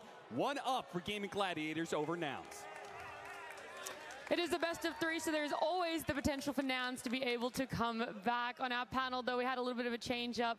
Fly, you're going to be joining us here. You're going to be talking about this little NA showdown. Bring the faith for the Nouns fans. Oh, yes. I'm here for all the NA action. You know, like either way, America wins today. So that's what matters. And also, hi Seattle, by the way, everyone. So nice to see you guys. Hello, Fly. It appears Seattle is saying hi back to you. That's nice, that's nice. No, that was a fantastic showing from Gaming, and my God, these guys are so good at this like early tempo game. Yeah, we were worried that maybe just in general, not so much for Gaming Gladiators, that when you put yourself on a timer, when you play this tempo, that if you aren't able to break that high ground, it's all going to crumble in that later part. But Gaming Gladiators are able to perfectly execute that one for themselves. But the early game wasn't so strong for them, Rezo. Yeah, I think Nouns like played insanely well early game, and they got themselves into the mid game like pretty in a good position. But the way the game played the mid game was like incredibly well, and you understand that when the teams are like controlling every rune, when they're like pressuring this mid tower super hard, and like they know their timings exactly well enough to like understand this little little moments where they can pressure and like win the game off of. Like this mid jump when Ace jumped on the two heroes, Mu and was it Lelis? It was like the game-winning jump for them. Like they turned the game like super hard in their favor after that moment. And I mean, after that jump moment, Lacoste, why weren't Nouns able to get anything else for themselves? Why weren't they able to take some of the map back for themselves, especially when you have a Nature's Prophet in post 5 that is able to split out those lanes? Yeah, he did one hell of a job at some of these early engagements, these early rotations, but yeah, they were not punished. I think also going for really greedy items, Hand of Midas into Radiance and also Heart, these are very expensive items, and Gaming Gladiators, they know that this team is not going to slow down, and one of the reasons why they were so successful is Enchantress was banned out. This was one of the Celery's better heroes throughout 2023, and he banged out Chen. This was his second showing of Chen, and he looks really comfortable on the hero. The only thing that was changed, the way they played at the first start of the year, was, he's not buying aura items on Ace. It's going to be Chen for now, so Celery took over that role, which does allow Ace to scale. Ace had tremendous game. Like, just all over the place, he died once. Same goes for Tofu. Both of them combined have only one death, which is pretty impressive. We talked how good and how strong their offlane duo is, and I think this game shows it extremely well. It's insane what they can do together. I absolutely love the idea behind the Chen, because it relieves all the damage from like Earth Spirit and Brewmaster early on with all like these heals, mechs like LEDs and stuff. Like it's just like such a good pickup for Gaming Gladiators. They created this hero like comeback, made them come back, and they're showing to us like why it is so strong. They're ending every game like at 30 minutes. Yeah, it's pretty phenomenal, their average win game time there. But for Chen, Fly, you're a bit of a Chen player yourself. We got 20 assists on it, so it's a pretty good showing for Chen. But how do we make him work, and why is it only really Gaming Gladiators that have confidence in him right now? I think they're just one of the only teams that's willing to go down this route, because most of the games now, they end up being pretty late game, right? Like you're drafting and you're aiming to play 40 minutes. You're going to play for second, third Roche. Chen is a different hero. Chen hits its timings pretty early, like 15-20 minutes is kind of like your critical mass. You can take any objective super fast. Your laning stage is a little, like, not the best, but what they did is they picked a Weaver to make up for it. So suddenly you have a good laning phase with Chen. He was able to open up the small camp. He got a Harpy, which is basically what we're praying for as a Chen, as a Chen player. So I think they discuss this and they understand how to enable the hero, because that hero needs enabling. You cannot just pick a Chen and be like, yeah, that's fine, just go play Chen, like you would pick, a Phoenix. A Phoenix can do fine in almost any situation. Chen needs a very specific set of conditions, and these guys understand it better than anyone, and they're willing to do it, which is really impressive on the stage. And when it works, it works. I mean, like we all said, they're able to close out a game in 30 minutes. We're going to hear, though, a little bit more information, a bit more of a breakdown, as we do have Purge standing by. Thank you, Nat. Yeah, Gaming Gladiators going for a very aggressive push strat with that Chen pickup in this game, and because teams are farming so long, it's important to keep your net worth high while you're doing this. So if we take a look at some clips here, we can see some of the things they did. 15 minutes into the game, they're sieging the tier 2 tower. The only way Nouns can defend this is by either grouping with a team fight or by counter pushing. They tried to counter push this, but what Pango does is he jumps in and zones out Gunner. This forces the glyph from the tower, and this allows Duraccio now to just escape towards the right. So while his team deals with the tier 2 tower at a surprising 15 minutes, he basically just gets to farm the rest of the map. So if we take a look at the space that is now his, it's basically everything here. This is all his space that he can get farm for on the map as he moves down there with the fast hero. So this means he gets to accelerate net worth. He doesn't get behind against the enemy carries, and his team gets to further map control and gain advantage. And that map control is what finds them those kills that allow them to go high ground. If their opponents don't have their cooldowns, they can't actually take the team fights, and that's what gives Gaming Gladiators the advantage in this game. Thank you so much, Purge. Nice breakdown there, and the visual cues as well. I always like it. Sometimes we're talking about team fights, sometimes we're talking about movements, and it's tough, but Purge having all the clips there with him is nice to be able to have all that information. And we've got some more information for you. It's about one of our teams currently on stage. It's about Gaming Gladiators. I've been playing games throughout my whole life, whether it was on Game Boy, consoles, eventual computer, like all due to my older brother and his friends that I just watched. I wanted to play and I got into it. I was backpacking throughout Asia for a year and I saw some poster of TI and some public viewing in the city. So I showed up there and there's all of, I don't know, 1,000 people, and I was like the only white dude walking in, so everyone was looking at me. People were like getting interested. I bought a laptop there. I started playing on a laptop. Then at some point back home in Germany, started studying. I'm like playing from the kitchen table or lying down in my bed. And eventually when they introduced the DPC leagues, I was like, Div 2? I can do Div 2. And then, I don't know, I eventually got ambitious and wanted to prove whether I can make it or not. He's still alive, but not for much longer. Eventually he will fall to Tofu. I started grinding into top 100, getting into games with pro players, eventually making contacts, friends. The golem comes down, Omni-Slash cutting on through though. GGs are called, and the series will go to the Hellbear Smashers. My first team was Hellbear Smashers back then. Get Tofu though, watch Tofu, watch Tofu. But I don't know, it's not really real if you're not playing against a real and big competition. From watching TI is like filled of hype and emotion, and you see these teams with like fireworks winning and sad teams losing, the whole spectrum of emotions you get with like eventually people lifting the ages and me at home at the screen watching, like shredding tears. Like it's so intense that you really wish to experience the same, like to be there. For me, actually making it there now is an experience that I wouldn't trade for anything else, and I'm really glad that I made it to the main stage, and I hope that I get the chance to lift the ages.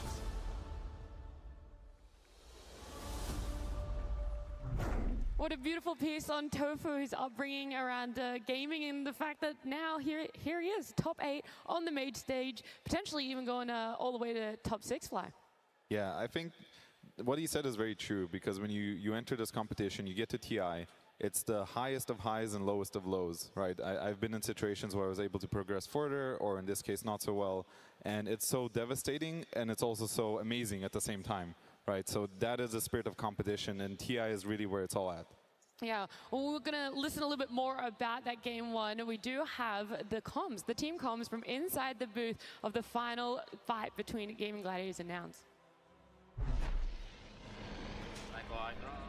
Okay, we do not go buck wild on this push. We sit in formation and we make them run into us. If they have to run into us, so we just let them and then we take the freebies when they roll in. Stay off your chin. I have every aura on the game. Yeah. I'm not gonna rush with Ravage. I'm just gonna hold a bit. Yeah, we just can hold ourselves and we just chill. Do you expect comms to be that calm fly? I mean, that's a very, first of all, it sounded like very American, which is really funny. But Quinn said he's basically, sounds like he's leading this this high ground push or this situation, and I think that's really cool because this game really progressed to the point where cores have to lead later in the game. You cannot be a support and control the game. So he made the call, just take it easy, let them run into us. That is a very calm and collected and very cool call to make. And take freebies, right? Exactly. Yeah. Yeah. Well, yep. Go ahead. I was going to start looking towards game 2. So if you want to talk about game 1 still, Rezo, please. Well, I mean, there's not much to talk about other than like how well the Gaming Gladiators played and how like much transition needs to be made from now to win the second game, right? I think they need to make some strategies pop up their sleeves. Like they need something new. Like maybe Darquillo was a carry. They need something that to break the game. They need to break the game because otherwise Gladiators are gonna take the stable game and they progress very well with it. How crazy is too crazy, Lucas? Because we liked the flair that Nouns have brought so far in TI and Road to the International. So where's the line? Is this it? This is your last game? Bring it out. Potentially, Do that mid-ogre? I think Nouns, they need to go back to how they've been playing throughout the DPC, you know, playing at the major, the last major, and I feel like they need to bring out the big guns, because if they want to play it super greedy, it's not going to work out against Gaming Gladiators. They showed against 9 Pandas, they showed earlier when they played against them in the groups that they can speed things up, and we're talking about, you know, 20 to 30-minute games, which is pretty impressive for this meta. How do you guys normally prepare for Nouns during DPC on Shopify? For Nouns, Like, are they the toughest to prepare for? I mean, for us, it's always been TSM, to be honest. Okay. We've always lost to them throughout the years, and Nouns has generally been okay. We have not faced this Nouns with K1, which is different. But I think a big key for Nouns is definitely Gunner, because he sort of sets the tempo. It feels like he's the one leading the game for them. So if he can make calls, if he can hit the rotations, I think that's how Nouns is going to do well. And I think now the important thing is for their coach not to really panic. He should go back, talk to his players, look at it objectively. What exactly happened and what do we need to do for the next game? Like, don't overstress it, because your backs are against the ropes. You're one game from elimination. You need to be able to be as collected as you can possibly be. Yeah, well, Gunnar has some good stats for himself. So in a single match at this TI, he's ranking second right now for kills. So they've had a lot of good showings for themselves. And whereas, what would you want to hear if you were back there and you're like, okay, one game away from elimination? I mean, I also would like to see that Lettuce have his hero that he can roam it and like set up the tempo for the game. Like heroes like clockwork for him, and maybe some Witch Doctor for Moo, because like Lelis is the guy who's making all the rotations happen and like you know, really helping the Gunner in making this you know, mid-game rotations happen as well. But also, Moo, I feel like if he's playing these heroes that get involved early on, that he's not on farm-heavy hero like Brewmaster, especially with the hand of Midas Radiance, because one of his best performances were on these like healing offlaners like Dazzle, Witch Doctor, and also Spirit Breaker. He really shines on the hero. Somehow, if he manages to get the hand on the hero, I feel like this is the hero that he's going to shine the most on it. Look at the players walking back out here. They're all ready for game number 2. They've had the 10-15 minute break. They've got the reset buttons pressed for themselves now, and especially on the side of Nouns, there's a lot building up for themselves here, but either way, they've got to be happy with what they've done for themselves. Do you want to take any stabs in the dark at what they said in the back room? Quickly, Rezo? I mean, it's mostly about the trust, right, at this point, because they need to understand like how to stop this machine that is walking on you and like pushing all your towers. Like you need to have heroes, like maybe even like a Keeper of the Light, like something that is stopping this push and like being able to fight this mid game and having this, you know, freedom to walk into the late game if you have that. Look, they might have been talking about heroes backstage in that small break, but we do know that we have previously been able to catch up with Nouns and ask them what words they would give themselves if they were on the edge of elimination, which is what they're facing right now. I feel like body language at that point is probably more important than actually saying a speech. If you look at your teammate and, you know, they're like slunched over and like kind of like, you know, they're stressed, like they're holding their head or something, like, you know, it can give off the wrong vibe. But if you look at your teammate and they're just confident, they're just sitting there, they're just chilling, it can kind of instill a confidence in the rest of your team, right? Like this guy is just here, you know, he's just playing. Because I'm a veteran, right? So it's like the younger guys, whether instinctually or not, are gonna look at me and try to like how's this guy acting? Like how is he doing it? I think that I kind of have to be almost like you almost have to be a role model in that sense. You know, I play with misery, I play with fear. And I remember thinking like these guys, they have habits, they've been around forever. Like whether I realized it at the time or not, like you end up copying them in a way. So I guess that's me now. I'm the old man.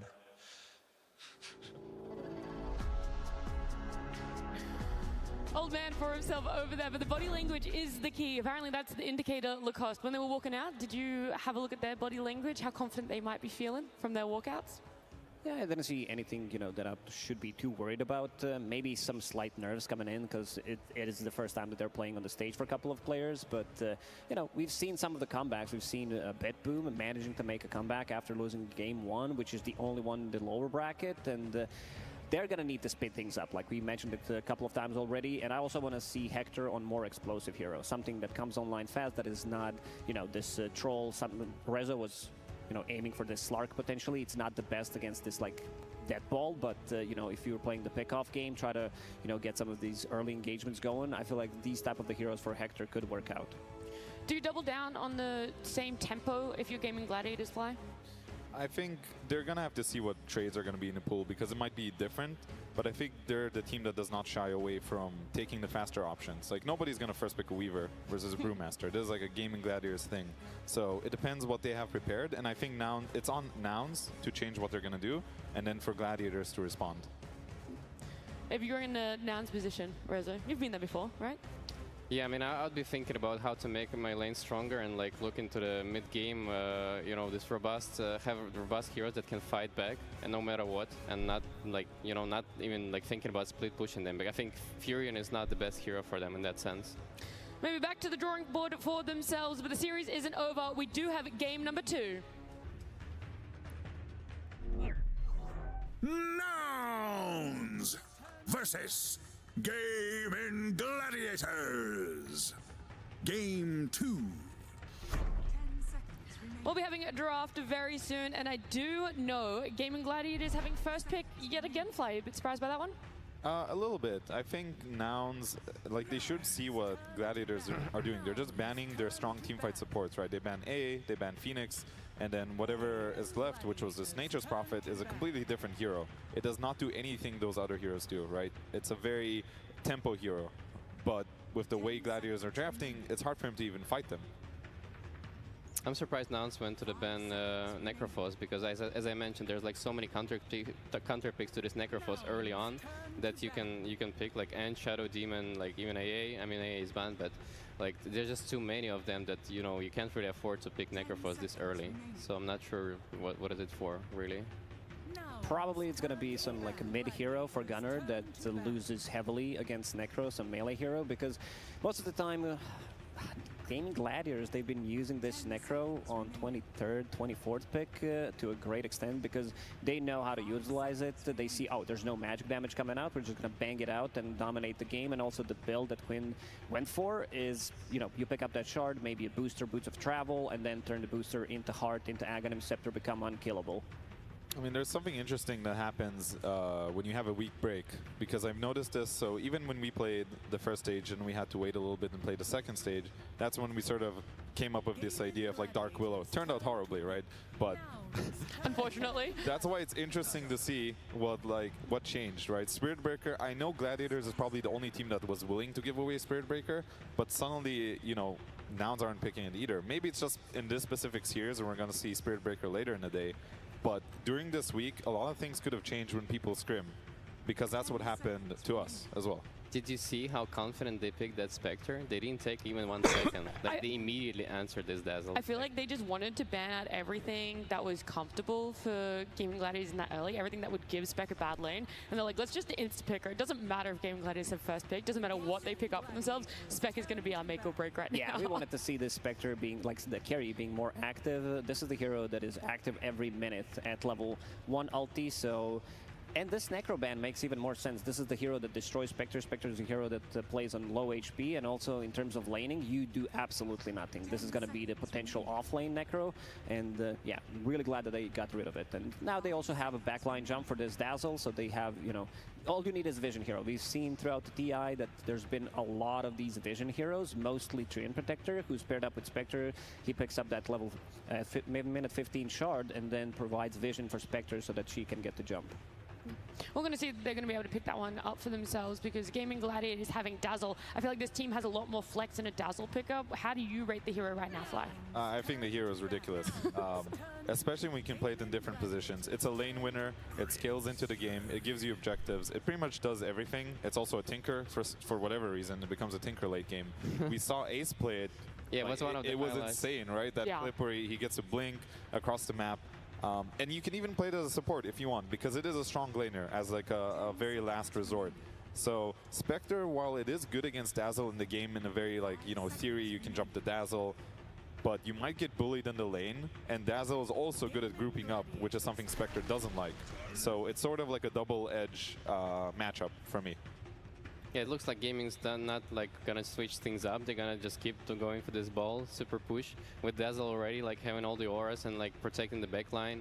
And as you said, like yeah, this Dazzle is not your ordinary support Dazzle that Spectre can jump and burst, right? This is gonna be like super fat Dazzle with like BKBs and like 3000 HP, and it's not gonna be as easy to focus him in the fight. This Grimstroke pick makes Spectre lane much easier because you have a kill threat. Usually, we've seen a lot of defensive lanes coming out with Spectre, but also the pairing is insanely good because you can, like, it was one of the Chinese teams that were doing this constantly, just Grimstroke following Spectre, and whenever she has ulti available, use that Inkswell, she uses the Haunt, and then you have extra damage, extra stun coming out, especially if Spectre builds into this early Urn of Shadows, which does allow her to pretty much solo kill the supports from 100 to 0. I think this is it's a good Chen pickup because again, Spectre doesn't like playing against a team that's grouped up as like 4 or 5 because you're going to sit there with auras and heals and it's hard for her to kill anyone. So Chen is inherently good against Spectre. This does tell us that this Dazzle is most likely going to be a core position, right? It's going to be either offlane or mid, high chance. Because they picked the Tiny, I'm going to assume it's going to just be offlane. They said like, hey, Dazzle versus Spectre, free lane, let's just pick a Tiny. Because Tiny is not the best hero right now, but if you have a hero like Dazzle in the offlane, it basically enables you to pick something like Tiny, which, you know, if you get a lane for this hero, he can be very strong. And I also wanted to touch real quick, I think Grimstroke is actually a very weak position 5 in laning. If you can get out of the lane, the hero's great. He has amazing spells, but he's actually a very weak laner in my opinion. I love this Tusk pickup for Lilith. That's the hero I was talking about that he can roam with and set up the tempo for the game. But I'm not sure about this Gaming Gladiators pickup of the Chen because it seems to me that they're double downing on the, you know, the auras and the push with the Dazzle, and they're liking, like those 3 heroes are liking in damage for now. So they need to pair it like really well with some hero that has constant damage like Terrorblade, and if they don't get it, they might have troubles in the mid-game phase. How do Grim and Tusk fare as a support duo then, Fly? Like if you're playing the Grim and you get a Tusk as the other support duo, do you like this? Do you want to be playing together a lot more, or how do you enable those 2 supports? So Grim is definitely enabled in this game. First of all, to what Rezo said, you know, they already picked Darks here, possibly anticipating that Terrorblade, so that was kind of a cool call. But Grimstroke, we saw this Grim Spectre combo before, where you Inkswell the Spectre and then she ultis out. That's a really cool way to get Spectre into the game, using that potential. And then you can also play with the Tusk as well. Ooh, Lone Druid, all right. Got some It's exciting a lot picks. of push coming out from Gaming Gladiators, a lot of heal, a lot of sustain. Really worried because Nouns, they have very limited amount of damage coming out. It needs to be this Darkseer popping off, also Grimstroke as a hero, as a position 5, you want to max out your Inkswell. This has always been the problem with the hero because you want to max your other abilities. You see this push coming out, the extra units, you want to max out your Q, but most likely not going to happen because of the value that you get from Silence. So Darkseer at least is going to have this like 1 lane out push. They're really strong at getting the pickoffs with this Inkswell, Spectre, Iron Shell on one of the heroes, but Gaming Gladiators, I don't think they're going to be, you know, on the sidelines as much as Nouns would want them to be. It reminds me of some of the TI4 vibes, right? When when we saw the heavily like one team coming with the heavily push strategy, and it's like the Gaming Gladiators in this tournament. They're like doing some things that are like no other teams is doing, right? So, but I'm not really sure like how you can push without like having a team fight, because right now their lineup doesn't have really a good team fight. They only have like auras and like tower damage, but like what is there to like stop, you know, this Spectre running under your supports and killing them with the Darkseer and like insane team fight that Nouns already have on their lineup. Yeah, I think it's a different concept because what they're doing is basically saying we're gonna get a gold lead, and this gold lead is gonna be our team fight because you do have all these items in the game. You have pipe, mech, drums, Vlads, all these different auras like drums of bearing, and that is basically what your team fight is. And what I can see happening this game is like they're aiming to win lanes again, and these guys have a Grimstroke 5 of a Spectre. That lane is gonna lose, right? This Darkseer hero, he usually loses his lane too, especially if these guys are gonna put Lone Druid against Darkseer. They're gonna win that lane too, enable Chen again, just like they did with the Weaver. I can see this being a Chen Lone Druid lane to enable the Chen. They're gonna use that gold lead to group up. When they group up, Nouns only has one option. They have to get in there. They have to get into the center of the fight. They do not have D-push, right? You said Grimstroke is going to max Inkswell. He's not going to have his max Q. They have to jump everyone, cast their abilities, and hope something dies. And I don't think they have it right now. Maybe it'll change in the last pick. Yeah, I mean for gaming they need to play this game like pretty much ideal, like to make sure that there's no like random fight popping up on them and like they lose and then they lose their timing and then the game becomes like super random. Like they have to make sure that they are creating, collecting all the runes, going tower by tower and like not giving this random opportunities for the nouns.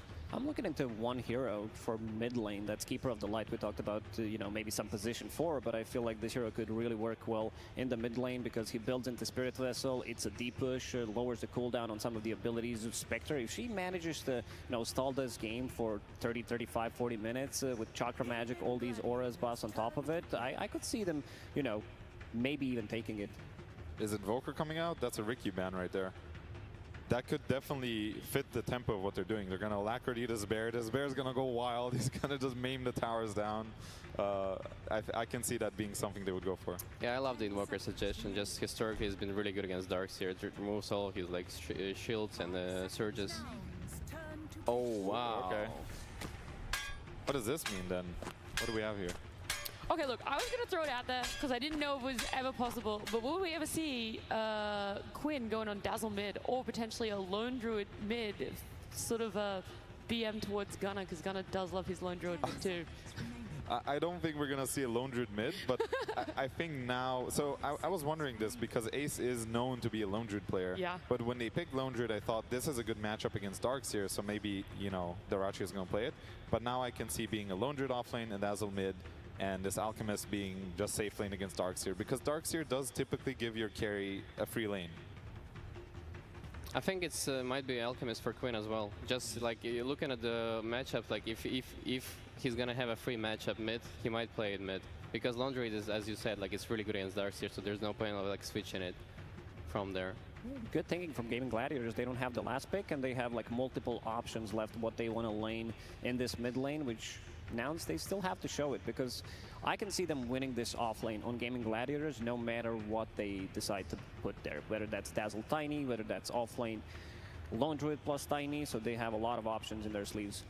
And this is why this Dazzle hero is a headache to draft against, because they have to pick a mid hero that's not bad against Dazzle, and there's not many. Those melee heroes like Kunkka, Earth Spirit, they're all bad. So maybe that Coddle suggestion is going to come out, because that is a hero I can see stand against all the potential mid laners. I'm not sure really what else is that good against Dazzle. It has to be a ranged hero.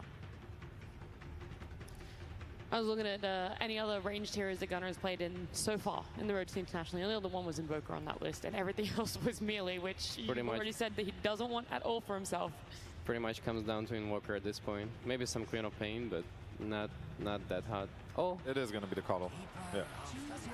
All right, well now, was that last pick enough to tie all of Nouns together in your eyes, Fly? Their draft has filled in all those holes that you pointed out when they were 4 picks in. I'm afraid for them, because I do think they chose to pick weak lanes against one of the most laning dominant teams in the game that punishes you for having weak lanes. So I have to go with Gladiators. I do think the Coddle was probably the best pick they could have done though in that situation. I also love the Alchemist pickup, because the Nouns can't really pressure this Alchemist this early. So he's going to have like a free lane and a free game. And also it's a bit of a security for them if it comes down to the mid or super late game, which Nouns are very famous for playing these 60-minute games. So they're going to have some security coming from the Alchemist, really good scaling. So they're not necessarily going all in this like 30-minute push. All right, we had a lovely draft panel there talking about everything that was picked up, and it does mean that we have one more person to hear from, and that is Gaming Gladiators coach. Ladies and gentlemen, I am here with the dominator of the DPC. Ladies and gentlemen, put your hands together for CY. How you doing? Doing pretty good, obviously. Ah, fantastic, fantastic. Last game, a lot of comfort heroes coming out for your opposition, but a few comfort heroes for you as well. How confident were you in that last series? I would say after draft, I felt pretty good already. And when I saw the tempo we could put in the game, I was even more happy. All right, well, speaking about tempo, they got the first pick Spectre. Now, I know this hero's been exploding in pubs after the Road to the International. You guys picked a very aggressive lineup, not only against that, but in your team push in general. How do you feel about your draft? What are your chances of winning this one? Our chances, I'm not going to give you any number, but I feel pretty good about this draft, I will say. So, yeah, I hope we go for the W. Just one number, please. Just one. Out of 100, just throw one out. 70. 70%? All right, you know what? That's passing. That's how I graduated college, my friends. Let's throw it over to the casters. Well, hopefully we're going to be able to do more than 70 for this one. Game 2 of Nouns versus Gaming Gladiators, and there's no other way to say it. That game 1 was a stomp, Avery. Yeah, that was a bit of a one-sided exchange, but of course that's the nature of those lineups, right? I really don't think Nouns necessarily played that game that bad. I just think if a couple things go wrong, you fall behind. That's how that game's going to go, right? There's no real stopping the ball once it gets rolling. And hey, they decided to give it back to him game 2. So the confidence off the charts here for Nouns as they say, you know what, you can have the Chen again. You can have your push lineup. We're going to be able to combat it a lot better with some more outspam, some faster heroes, and hopefully as good of lanes. Because honestly, we were talking, those lanes didn't go that bad for Nouns. Like all things considered, it was an okay laning phase, right? They weren't ahead, but they didn't get run over. Yeah. It's just the speed at which those auras came out and the pace at which Ace ran down these objectives was way too much for those heroes to combat, particularly Hector on the Terrorblade. So Spectre, I don't know if I was ever going to say this, but Spectre might be a little bit of a faster hero in all the metas we've seen. So yeah, she's there now. Hopefully I mean, Hector can get more seconds, you want to be getting a kill somewhere.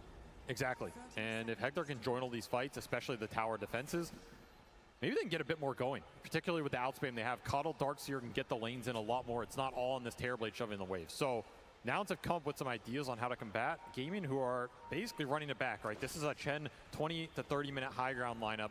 No way around it. They want to dominate lanes, get out to a big lead, and go high ground with the Alchemist and a bunch of sustain behind him. Chen Alk always makes an appearance on the main stage. In fact, now that I'm looking at this lineup, this is like an OG lineup through and through, right? Chen Alk with the Tiny to boot, and a couple cheese heroes. What more do you need? I think that's one thing about this lineup, though, for Gaming Gladiators is I do feel like there's going to be more opportunity to play for pickoffs against them, right? Gaming Gladiators, they did a really good job of like grouping up as 4 at some point in time, and it felt really hard for this Earth Spirit to be able to roll in and take like a full team fight against them. But here, you know, you've got the Lone Druid and Alchemist who are both going to be farming a decent amount, and we've got a Quindazzle, which I don't know how you feel about that one. Lelis in game said Bronze Hero, calling out the fact that Quinn doesn't necessarily have the most experience with this. I agree. I don't know if I've really ever seen him play it in a meaningful match where a lot's on the line. This is not Quinn's powerhouse for me. It's generally the Spirits, the Mobility, the Pangolier, the cheesy heroes that win you a lot of MMR that you can spam 1,000 times in a row like Latrak. You know, Dazzle just hasn't been there for too long, so we'll see what he can do on it, but this is a pretty free matchup for Gunnar as long as he can keep blasting the waves out. And if you can get a fast Vessel in this game, it's a great Vessel game, right? You're looking at a lot of healing coming out from the side of Gaming. You wish you had an Ancient Apparition, but that's the next best trick. Dual lane top, getting a lot of damage on Dyrachyo early. Don't exactly view Darkseer as a good Tusk combination, but I guess double the punch. Yeah, if you manage to get the shard in, lock him in against the double ion shell, there's definitely opportunities to be able to kill this Alchemist, though typically it means you're just pushing in the lanes. Oh, they're going to group up a little bit. They stay out of vision. Oh, this is an opportunity now for a turnaround. They hit him with the tag team, slow him down enough, but unfortunately they're just a little bit too far away on Lelis, so they weren't able to capitalize on that. But at least it does mean Dyrachyo missed, I think, 1 CS there, took some damage, has to blow through some more regen. And the bigger thing is they're blocking up that small camp for Celery. Right. So you're limiting the Chen's really early options. You want to hopefully not get mana burn purge creeps. Those just decimate the Darkseer. Bear kill on 7 HP. Oh, he got him in the end. Got him with the stroke, so Ace loses that one. They get a healthy bit of gold for Nouns. That's really nice down here. These bears count for so much in the early game. Basically a hero kill, if not better. And now if you do find any connection on Ace, I mean, it's gone for a long time.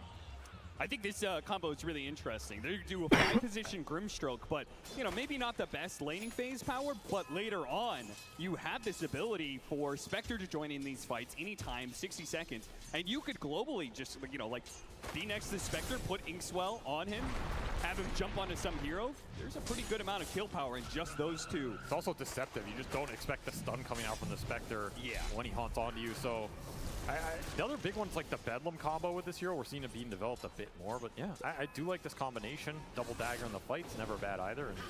But are you going to be able to get out of lanes healthy enough and powerful enough to go around looking for those kills? That's the big right question. now, it's not looking so hot. 7-1 in CS for K1 Hector. Yeah, Gaming definitely pulling ahead on the lanes here. Even mid is It's going a bit rougher for Gunnar than I would have expected. I mean, you have to rush boots in this matchup. You get to just push it out, but there's no small camps around mid anymore, which kind of hurts this hero's momentum. And a lot of the games I've seen Gunnar play it, this is slower than the ultimate mid-coddle patch that we saw. So you can't really measure him up to that standard. Still, you're going to be looking for a pretty fast bots into Vessel here. Will be bots first potentially. Yeah, well, Gunnar may have played this hero a number of times, as you alluded to. Not necessarily the best coddle mid-patch in the world, as Lilith and Moo trade a bit of damage here with Dyrachyo. This hero is not having a great time at the International. It's currently sitting at 28% win rate for the Keeper of the Light. Every single time I watch it, it looks kind of lackluster, Avery. It's a hard hero to execute because you really need the items on time. You need to get the fights out of him. Otherwise, this hero is not doing much for you. A Boulder almost killed his Ogre Frostmage. That was random. Huh? But what wasn't random, Celery made the read there. Placed a ward to be able to see this rotation coming out for the Grimstroke, Yamson. Oh, we got another one. Okay, no worries here. Just double Frost Ogre Mage for the first 4 minutes. See if they can block in Celery, but the support is coming in. 3 versus 3. Celery is likely to die here. Zain's will help to finish him off, and that is first blood. 4.5 minutes in, we finally see first kill of the game. Tofu, they'll chase him away, but damage already being done. It does leave Spectre in a 1v1 against Lone Druid. I don't know if this is any better than the 2v2. Feels like there's no situation where K1 Hector is happy in this lane. No, this matchup just plain sucks. There's no way around it. You're going to get bodied in the one-on-one. You have no ability to fight back, no innate regen. I guess you could go an early regen item on Spectre, but honestly, there's just not much in the meta that people are building towards. So it's another game of like bend on the lanes, but don't break and get that one fight. I mean, man, this ice armor has done work top, but first blood for Moo is also going to be pretty damn nice here for Nouns. Try for a kill here. The top lane. Get the stun off. Trying to block away Tofu, but he's close enough for the avalanche, and that's more than enough. Underneath the acid spray, with 2 heroes hitting you and a neutral creep, a healthy amount of damage. Moo falls in his lane. And this is where Gaming are happy with the lane setup right now because they're getting solo XP on their 2 cores that really want it. The Alec doesn't need it as much because he can just go back to the jungle and kill the stacks later for the net worth gain. Sure. And they're getting kills for their Chen. So they're boosting Chen in this position where your ball is going to be crazy strong at that 8 to 10 minute mark going into these tier 1s already. It is shifting some of the onus back on Nouns in terms of who are you addressing in this laning phase, because right now, all 3 of these cores. in here, pretty deep behind the tier 1 tower. Get a toss away, but Gunner's a little bit low. Fortunately, did heal himself up with that Illuminate Blast just in time. Now Quinn is here to help out, and they're going to be chased away. Gunner still trying to finish off Tofu, but the heals will be able to keep Tofu alive, no problem. Hector getting rooted. Oh, just perfectly timed for Ace. He even had the support coming in from the side. Wasn't necessary, but Celery was there for the backup. And it should just be a fast tower push on this Lone Druid lane, the way it's shaping up. Ace has also protected his catapult on this wave. Benefit of that pull on the other side, and the golems.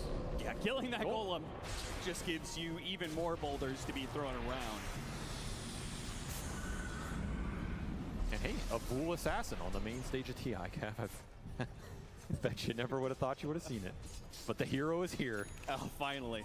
I've been waiting so long for Avery to be able to talk about the Bull the hero Assassin we've been waiting for.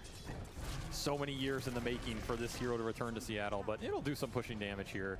Celery decides which side lane he wants to help. I mean, there's a toss-up, like, do you actually need the Chen down here for the Lone Druid push at all? Probably not. Spectre is 4.5. I was going to say, like, okay, maybe he can get level 6 soon and, you know, participate in some kills around the map, but this Spectre is having a jungle already. K1 Hector is going to be very, very far behind for the next 20 minutes. You're going to have to combine this Darkseer and Coddle at some point. That's the big one. If you can get it around the tower defenses, I think those fights can go pretty well for you. They're a lot better than the last game draft setup-wise. And it's really unlikely Dyrachyo joins those very early pushes, right? In that Weaver game, he can join those fights, and like even if he dies, it's still a numbers advantage, it's still HP you have to get through. Here, it is kind of just the Lone Druid and Dazzle with the Chen. The Tiny is, you know, giving you some team fight later on, but he's not too terrifying in these early fights if he doesn't wrap on you. And Dyrachyo is able to brave defending this tower. kind of by himself. He's got the Chen behind him, but that's because he's hit level 6 already. Nouns know it's a tough target to go for, so they're going to try and find something else here. Quinn, he's going to be caught trying to hit the jungle. Good Illuminate Blast clips him there on the side, and Quinn will die. Nouns do successfully find an opening, and they needed it real badly because these lanes are not going well for them at all. Time to dissolve him and get some skirmishing done. Nice toss back into the bear. If he gets a root, this is all but guaranteed to be a kill on Gunner. Doesn't even need the root. The damage is there to finish up with the blood grenade. Yamsen's going to be slowed down with that diffuser blade. The inhibit going to work. Nice attempt there of the block. Keeps the heroes out, even if the bear is still able to chase down Yamsen a bit. Maybe even chase him enough down underneath the tower.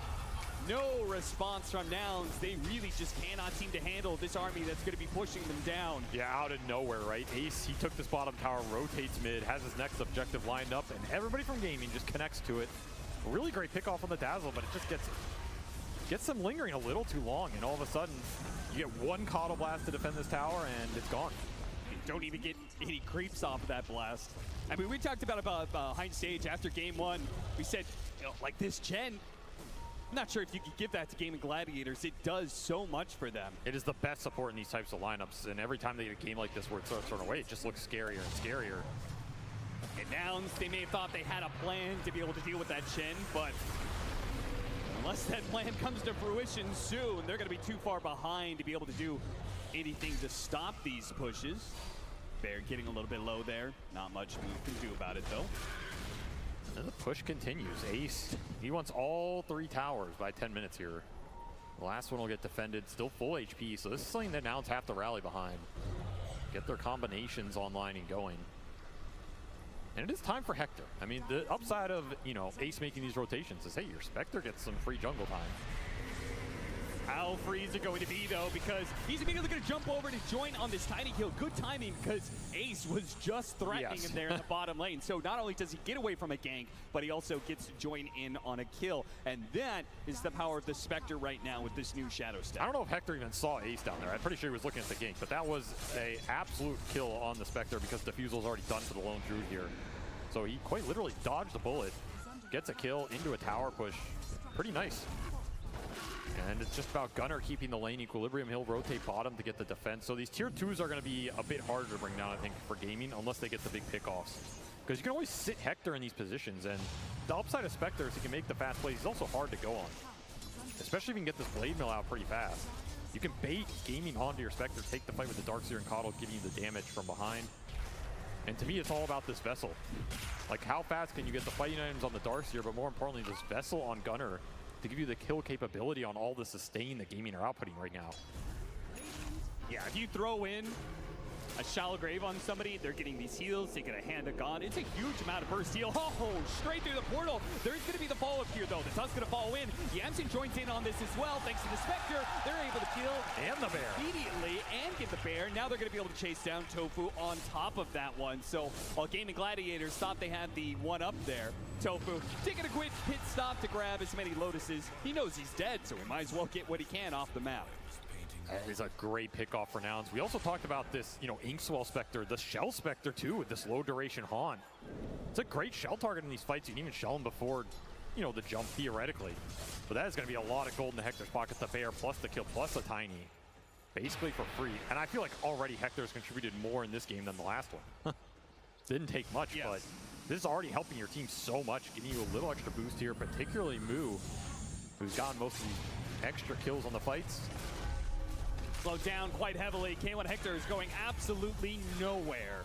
Well, Sides back to the fountain, and his team is going to be too late here. They're making a smoke rotation. Might be able to get the punish. They want to keep killing Ace while he doesn't have this ult.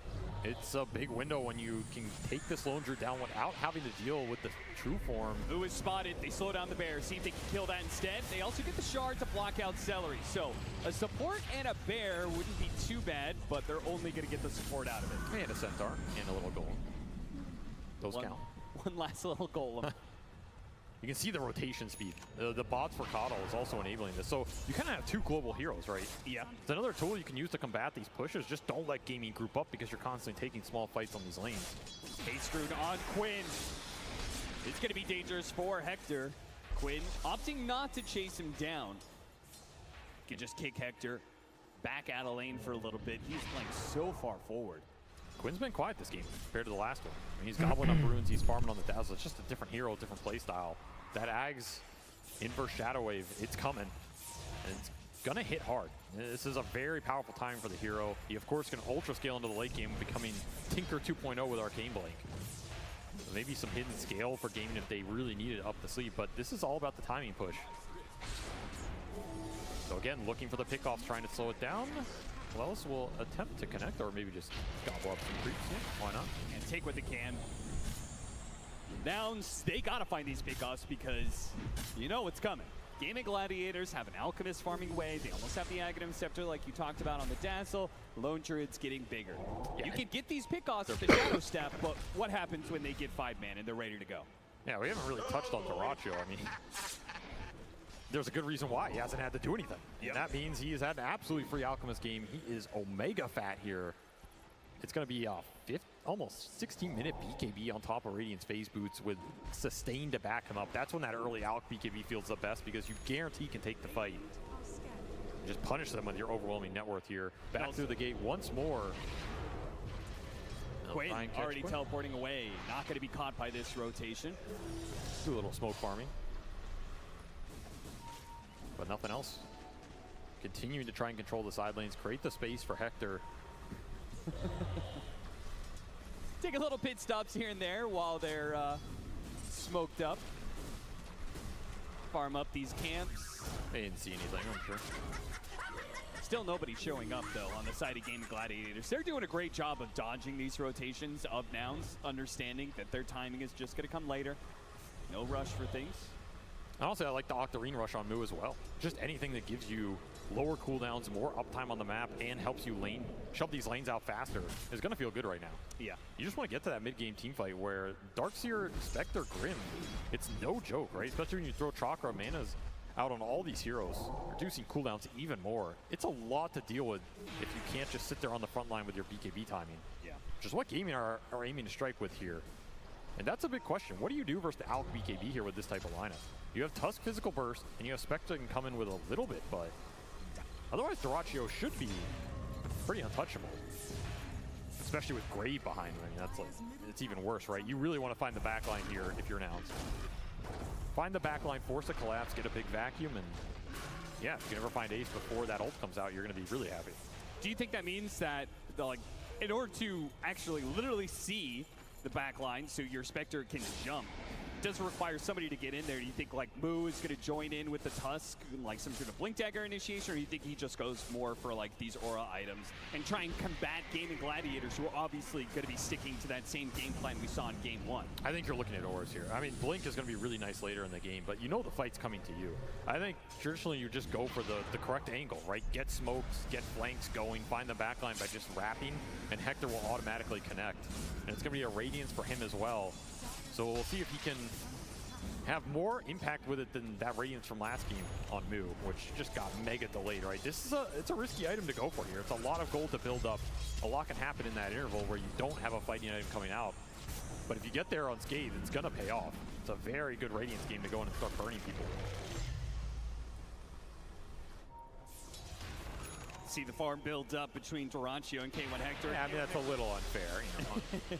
The GPM is going to be obviously massively outmatched, but you could see there was just a lot more space for CS for the Alchemist.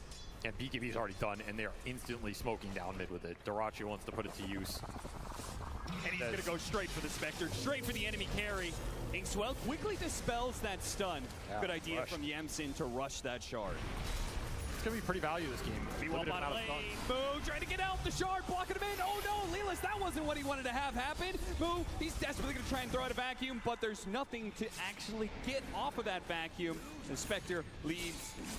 K1 Hector's like, you guys are supposed to be setting up for kills for me to be able to collect on, but there's nothing to actually get. Gold dagger. Will hit. I wonder if it scouted that smoke. Might have, honestly. Either way, a failed gank, true form goes off, and it'll give a window here. Blink on Tofu as well means that all these pushes, all these fights are a little more dangerous to get caught. Like Nouns got caught last game. They're just gonna crumble really fast around these towers. Aggressive TP bottom from Mu when he knows they were moving here. He's tanky. I don't know if he's this tanky, though. Round of tier 2. Is his team going to try and defend him here? The Surge is going to be running out, and Quinn might just be able to catch up to him. Another round, though. Thanks to the Octarine, Surge is near permanent uptime for Moo. No blink on Duraccio yet, though he'll buy it out now. So it's going to be multiple jumps from Gaming. Just try and take the fight before Nouns are set up. And if 1 or 2 of these heroes go down, you're just looking at a very fast high ground again. The margin for error very thin here. You do have that Vessel up on Gunner. It's been up for a little bit here. He has double charge. This is generally where that Coddle would want to be taking the fights or finding big core pickoffs on the map. The downside in this type of game for the Coddle is he's great at dealing with the lane, but Gaming are not going to split. So you're not going to find this like global pickoff presence between the Spectre and the Coddle. It's just going to be 5-man down a lane. In 18.5 minutes, they said the last game was fast. This one, it's going to be even faster. Let's see if you have the answer. And frankly, it doesn't look like Nouns are ready for it. No Crimson Guard just yet on the Darkseer, which would do a lot to be able to dissuade this threat of the Bear. Gunner's trying to stop him, but the damage just keeps on chipping away from the Lone Druid. He's going to take that tower without much really needed from him. Wall in, that's pretty nice. Can they take advantage of it, though? They're still trying to go for that Bear. Toss back from Tofu, catching the Coddle. That's just what they needed to really ensure they can take this tier 3 without much fuss. In fact, Duraccio just blinking in boldly, seeing what's up, getting some information down, and they're going to hit Barracks now. Where's your damage? The damage test has returned to round 2. And you're once again just found lacking, right? The state. Well, no, Dispel. And it's put him inside the snowball. That'll allow Moo to be able to get back, but the Bear is saved by the Shallow Grave. Even if they get the damage, go through all this HP, they still can't get there. Duraccio is going to clean up at least Yamsen, while the others limp back to the fountain, barely alive. A lane of Barracks before the 20-minute marker. Gaming Gladiators, they are not messing around here. They are kicking Nouns out of this tournament in record speed. They are looking for the lower bracket speed run for sure at this point. Another toss back. Hector, you got a blade mail. Nowhere, nobody be able to bail him out. They'll take him down eventually. Harpoon pulling back in. Move, gonna be in some trouble. Knock up in the air. Once again, a snowball save is there, but this time around he can't reset. Gets off a vacuum last second, but there's no damage to follow it up. Gaming Gladiators are extremely healthy. They've got the Chen heals. They've got the constant Dazzle heals. Quinn is sitting at 500 HP constantly, but there's nobody to actually jump him, nobody to punish him. They see all of these moves from Nouns coming a mile away. And they also have double purge creep on Celery. These Satyr Banishers, they remove the Vessel, they remove the shells. All this damage that's supposed to come out from the Coddle and the Darkseer, it doesn't exist when these Banishers are on the back line. He even has the magic resistance aura, so these heroes are incredibly tanky at this point in the game, and the spells that you were supposed to have to deal with them just don't even exist. I feel like I've never seen this in this current patch. In this current meta, a lane of Barracks down before you actually take Roshan. Every team is going, they play it slow and methodically and is saying, let's get the Tormentor, let's get the Roshan, let's build up our advantage, let's get a 20k net worth lead. Well, Gaming Gladiators get a 20k net worth by taking away your buildings, taking that lane of Barracks. And Nouns, I mean, they're living on a prayer at this point in time. That's all they really got to them. I mean, who needs Roshan when you don't die the first time? Yeah.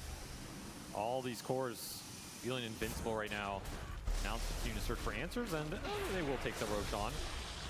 I mean, at this point, give the Aegis to the Satyr Banisher. Might be the best choice. Keep him alive at all costs. Protect him. Might be the only killable unit. It might be the most valuable in a way. It'll be a DD rune and BKB almost completed for Quinn. And this is also where Lone Druid just... He's a really strong hero at this point in the game. If you can get over this, I think we've seen a lot of Lone Druids struggle to scale in the current meta. I think the hero can fall off very hard. But right now with Diffusal Harpoon, which has generally been the meta build, that is when this hero peaks. So not only are you pushing very fast at 20 minutes, you're utilizing a hero that has struggled for a lot of other teams. And what do you do if the game just gets prolonged, right? Yep. And Moo still looking for that Crimson Guard, perhaps the biggest item in keeping their heroes in the fight, being able to take it. A pickoff would be a godsend right now as a shield rune might prevent it. That's going to be a problem, but maybe they can kill Tofu instead. Witty, pretty fast elimination there, but Quinn is now going to be joining in with the double damage. They really got to watch out for that one. Hector stuck in no man's land. He's stuck. Nowhere he can really go. They thought they could chase for more, but guess again, Duraccio's here now to be able to get more pickoffs. Lelis is going to die next. 2 dead on the side of Nouns, and a push that's on its way. Do they want to take the time to take these top towers or just take another lane of barracks? Honestly, the world is entirely open for Gaming Gladiators. And it's not like they're going to scale down anytime soon. There's no threat of this lineup running out of steam. It's only going to get stronger in these next 10 to 15 minutes. AC completed for Thracio, so now you're getting some minus armor synergy with the Bear, with the Dazzle, with Juju coming through. These Shadow Waves are going to hurt. It will be the BKB completed for Quinn, and damn, that is a lot of building damage. It will also be the Crimson completed for me. So this is like your big ore item that's supposed to help you take these tower fights, get you back in this game. It has to happen now. There is no more breathing room. This is a final push. This is a push to eliminate you from TI right here, right now. You need a massive vacuum. You need a combination. You need to lock them in the shards, get an Ink Squall going. And Gaming Gladiators are showing no signs of slipping up. Look at their formation. All 5 heroes far away from the high ground and letting the Bear do its work at max distance. And these Soulbinds, these Vessels are just instantly getting purged off the back line. There is no initiation power from this Keeper of the Light. It all has to come from Moo, and well is getting on the front line right now. You can wall the Bear. Looking for the back into the... They're trying so hard, but he keeps him away with the avalanche move. Doesn't get that initiated. We got 4. Oh, maybe does. Any follow-up to that? The blast goes out. Now Leela's tries to jump in, but they're also damn healthy. They're all grouped up, yes, but the Shadow Wave just instantly full heals them all. Got one Bear out of it, so resummon from Ace. Yeah, if they can actually get back to the fountain somehow, but K1 Hector, he's going to be slowed down. Not Gaming Gladiators isn't worried about him. Maybe they will. They're going to get the toss back and finish him off that way while taking the buildings in style. Gaming Gladiators, they're ending this one right now with 40 seconds left on the enemy carry. Not that he's much of a factor, to be honest. The Harpoon, pull him right back in. No Force Staff out of this one. Gaming Gladiators have all the answers to Nouns. They are giving them absolutely no room. They didn't just choke them out, they knocked them out in one punch. This was pretty much a slaughter. I mean, there's just no fight back. Way too fast, way too quick out of the gate. Every objective down again by 25 minutes here. You're gonna have a found defense, but of course, the Tiny's not only gonna toss you back, he's gonna toss you straight out of the tournament. As Nouns will be defeated in a swift 2-0 as gaming show why they are still one of, if not the best team in the world over the course of the year. And they do it their way too. They do it with a strategy that not many are employing, and they put it to really good work to Nouns here. I mean, you've got to be able to come up with better answers against this push strategy the Gaming Gladiators is running with. And Nouns, they thought they had it, but it proves when push comes to shove, the push certainly wins. But hey, I mean, this is a team not many people had in their top 8. Not many people thought would go this far in the first place. And I think they surprised a lot of people. I think they came together in the end. This is a team that formed their roster very late as well, had to overcome the NA Demons to get here in the first place. And hey, they showed they're still here. They can play some good Dota, and they have some strats of their own, which is what I respected most about this team. They weren't afraid to play the heroes that they felt were good, not what everybody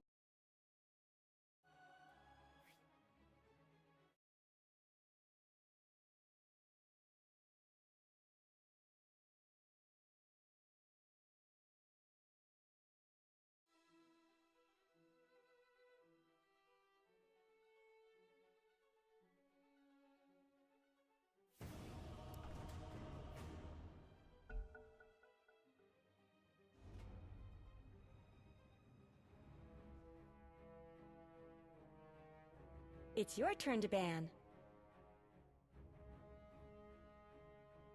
5 seconds remaining.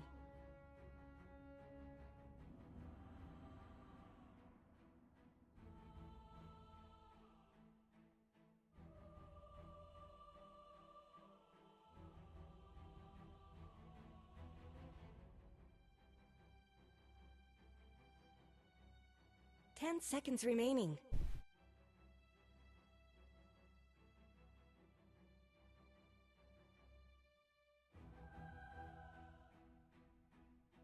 10 seconds remaining.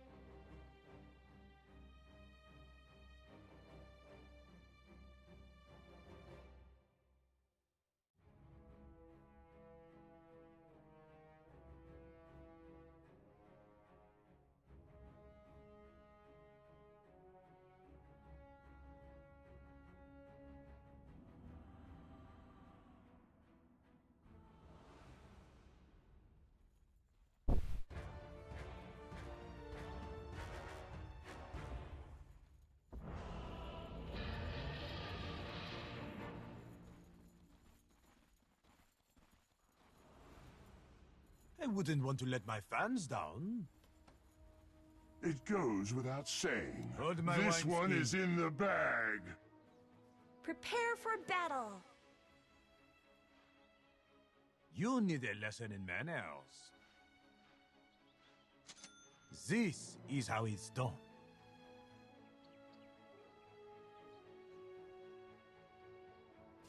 Yes!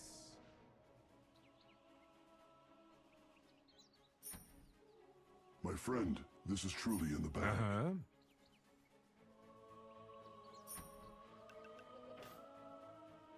Moving.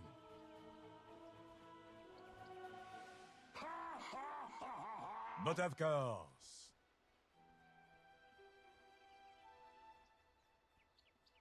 An excellent choice. 30 seconds to battle. Cannot refuse.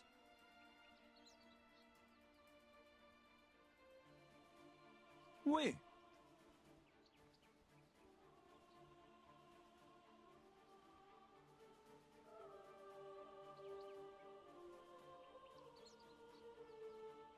The danger. She is this way.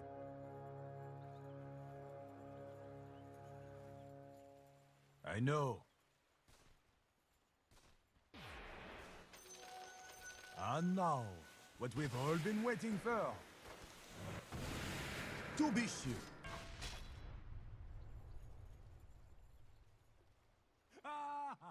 Fear not.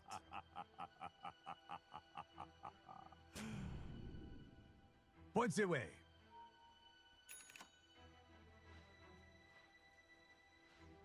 A worthy cause. I'm under attack. Right. No. Yes. Denied. Here. Where does this lead?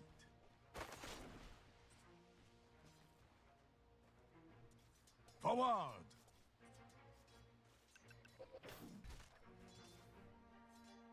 To the task at hand.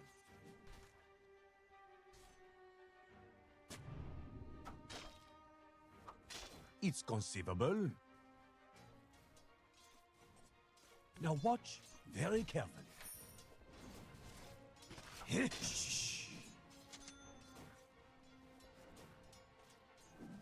I like where this is going.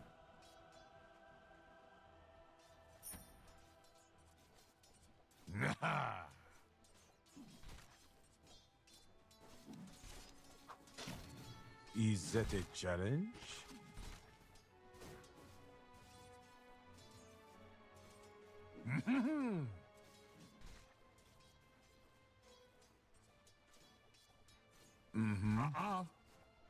First blood. First blood. Welcome, advance. Something.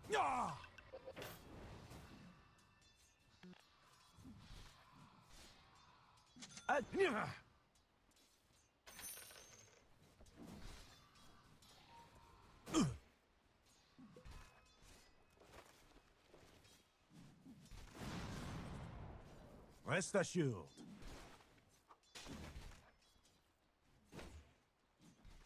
Time at last.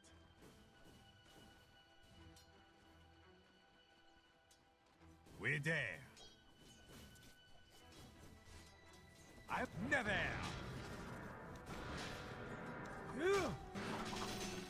Hey, I wasn't looking. Your middle tower is under attack. Oh.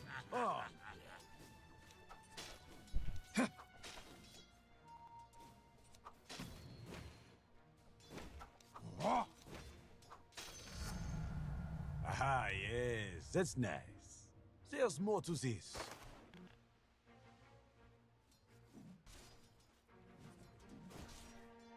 You have trouble now. Ah.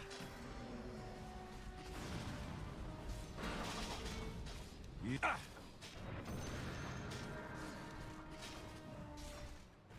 I. Yes, yes. In a line of duty. Yeah. Sure. Where is this? Oh! Wait!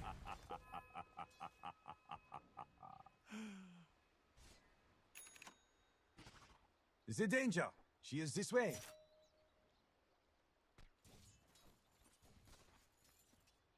Yes!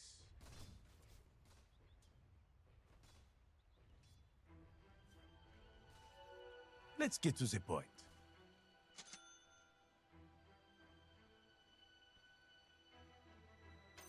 A little something extra for the effort. Okay.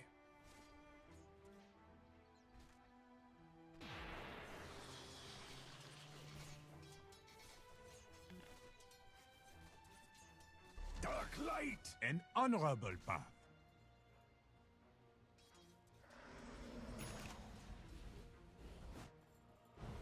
Avec aplomb.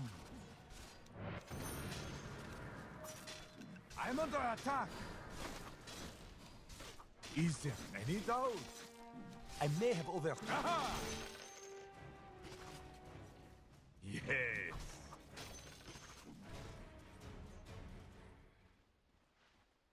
Yes, yes.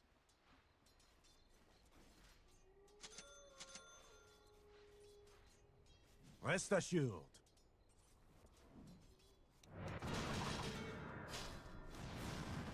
Ah!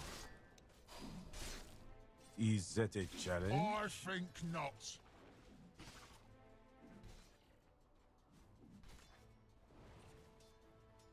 Yes.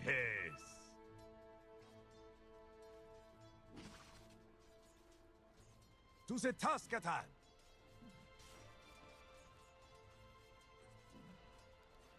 Mm-hmm.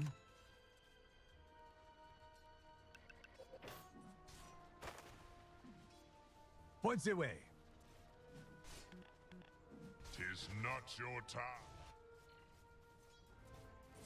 An excellent choice. Coup de grace! Ha ha! Yes.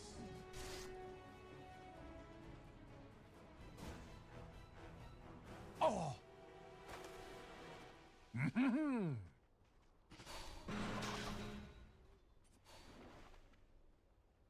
Now what? Ah! My words of power. Where does this lead? Go.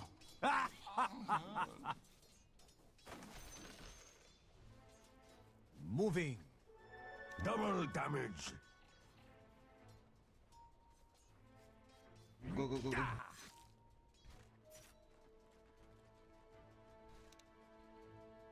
But I've got...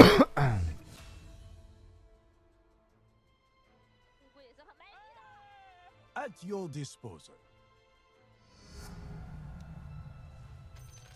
Dazzle. You know I will.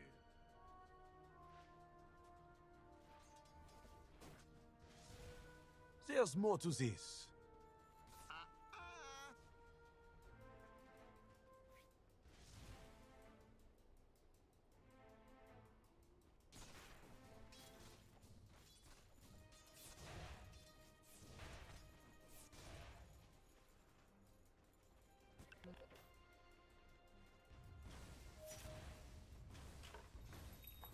Forward!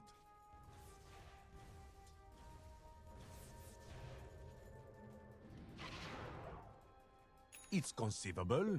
My gratitude. So you got a ta! Dark light. Something good this time. Ooh. Ownage! Avec aplomb. Yes, I may have overstayed my welcome. Zap! The danger. She is this way. Double kill! There's no limit to my improvement. Wait. The rewards of valor. A bit faster. Hunger! Oh! Uh-huh.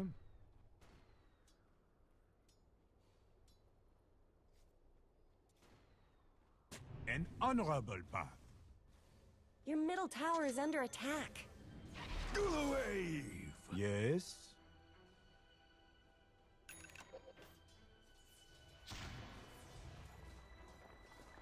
Sure. Shallow wave!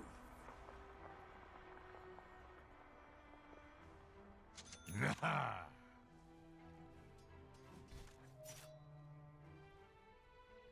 To be sure.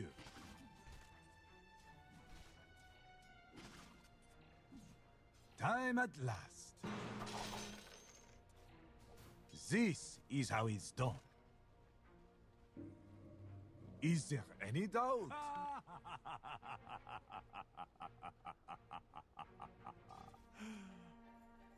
Dazzle!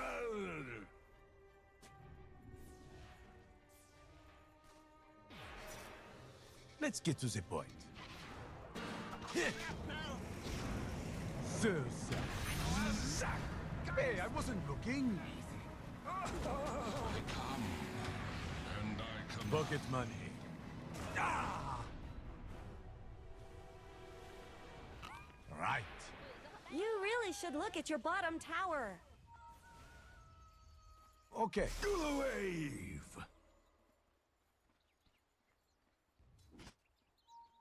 You need a lesson in manners. I know.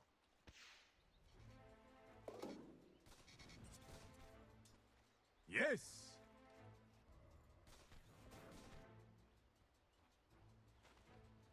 A worthy cause. A little boost. Fear not. Piercing blows. We're there.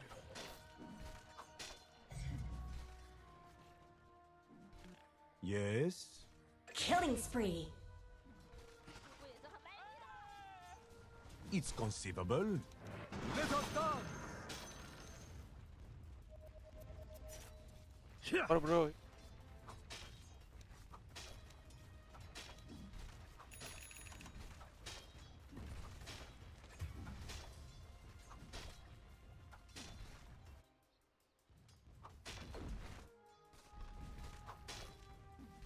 I'm under attack. Dire have fortified their structures. Moving.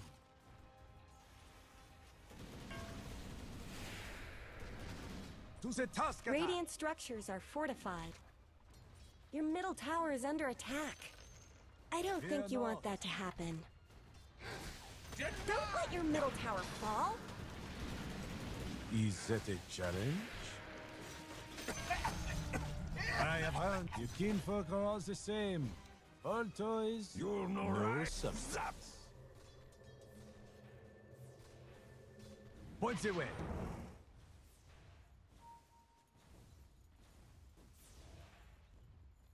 Something good this time.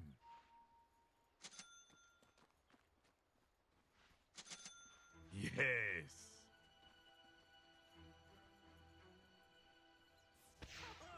Wait. Shallow wave. Got you. Go away. Oh. From the shadows. The danger. She is this way. Zap.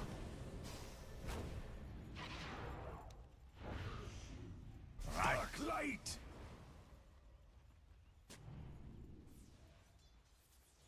Avec aplomb. Hey, I wasn't looking. There's more to this.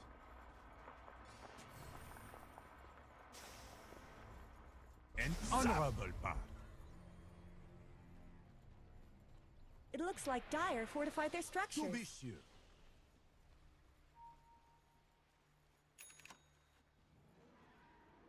Okay. Dazzle. You need a lesson in manners.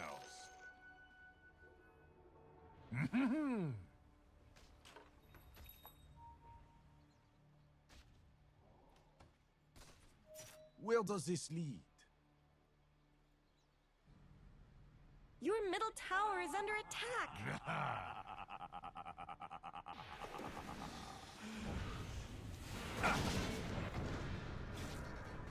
I like where this is going. All is silence. The enemy's bottom tower is down. At your disposal.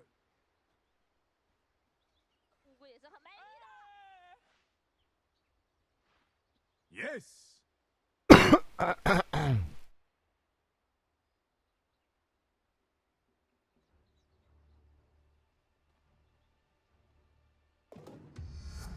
Rest assured.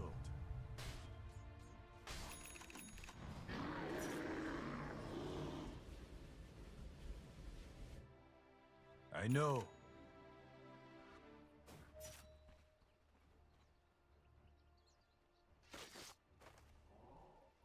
Time at last.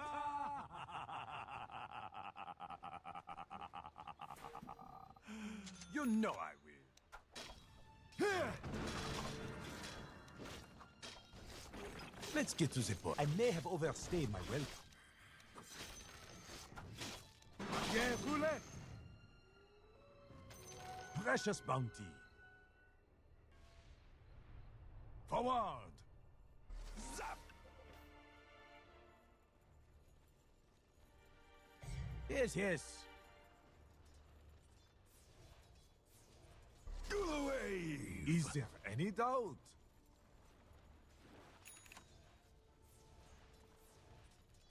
Mm-hmm. Shallow wave. Wait, I'm under attack. Watch it. Dazzle. Not so fast. A worthy goal. Who's at pay? I was already bordering on absurd. But of course.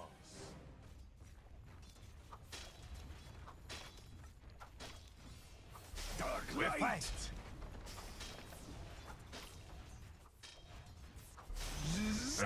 The enemy's middle tower didn't know what hit it. Now watch very carefully. An excellent choice.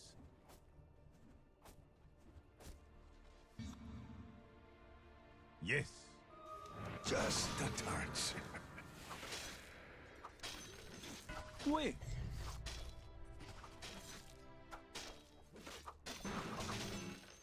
Mm-hmm. Oh-ho! Blade up! But of course.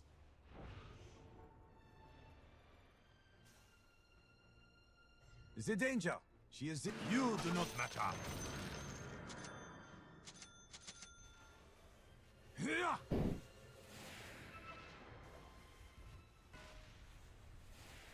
Points away.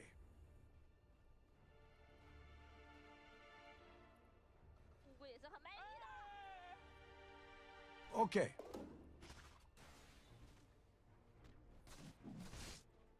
Yes.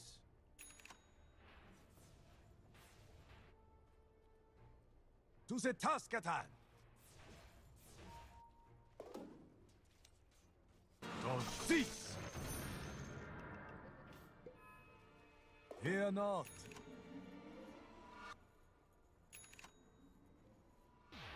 Where does this lead?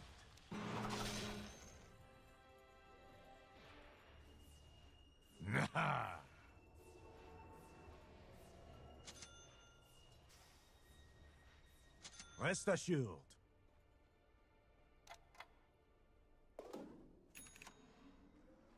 An honorable path.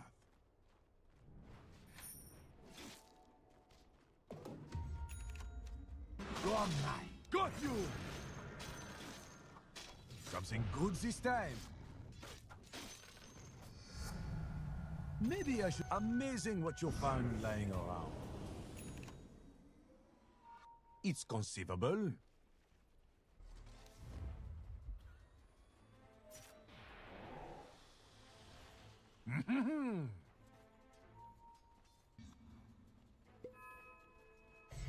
Forward! world.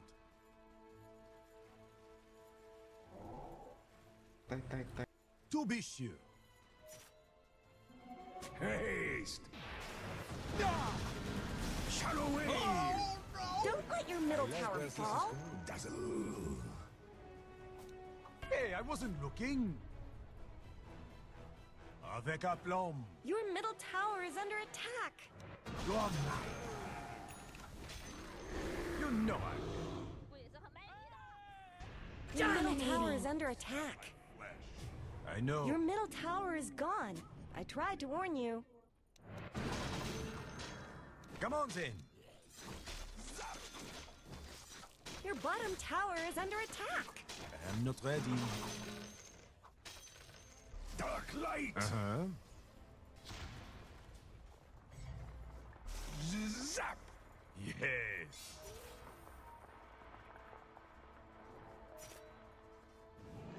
At your disposal. Go away. Mega kill! To this. Your bottom tower is under attack. Shadow wave.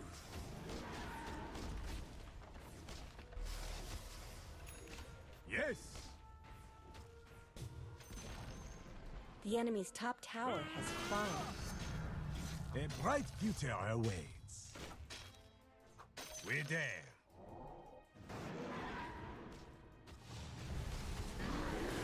You really should look at your bottom tower. I'm under attack. Yes, yes. Your bottom tower is under attack. Piercing blows. Wait, thanks. Your bottom tower is under attack. Moving.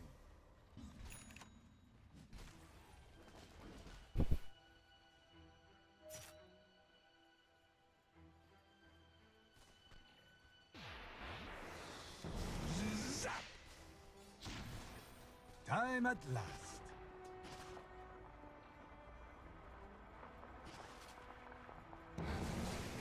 I pray I'm not interrupting. Hey, I wasn't looking. The danger. She is this way. Oh. This is how it's. Moving. Double kill. Ah. Too deep, bro.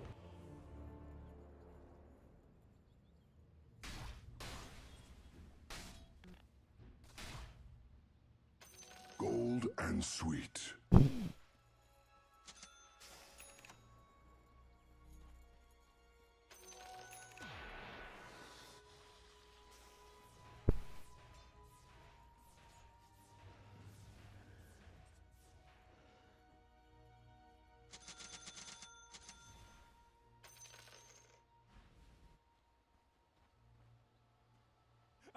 Your middle tower is under attack.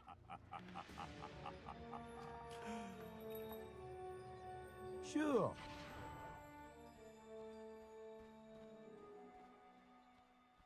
Is there any doubt?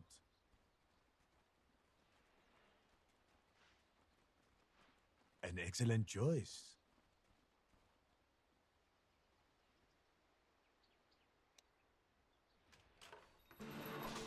A moment. Yeah.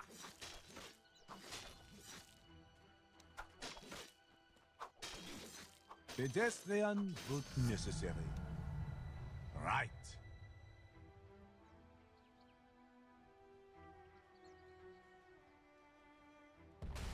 Yes.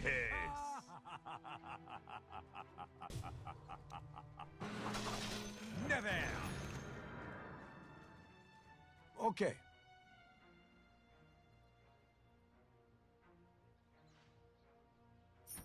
Avec aplomb.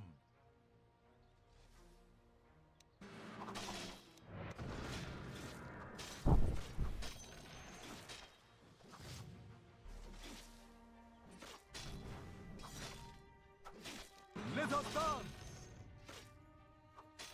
Yes.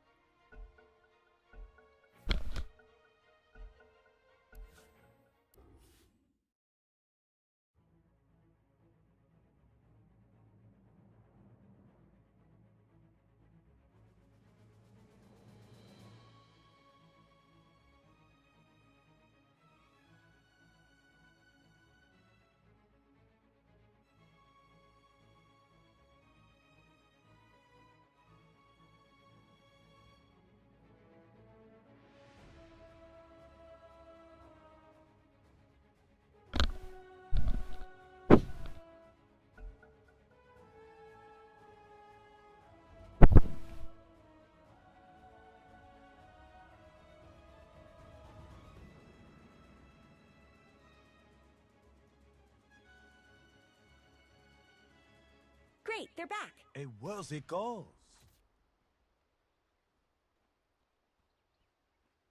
This is how it's done. I cannot refuse. You need a lesson in manners. The danger. She is this way. Where is this?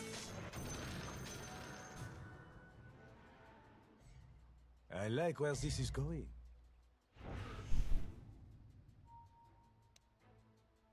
Fear not.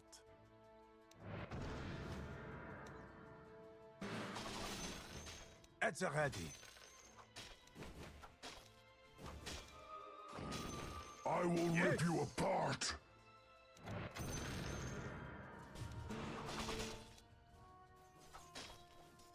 Wait.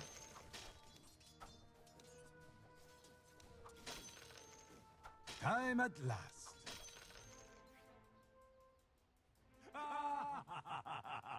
At your disposal.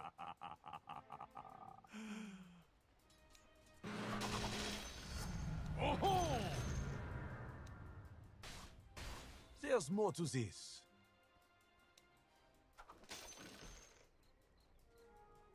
Face me!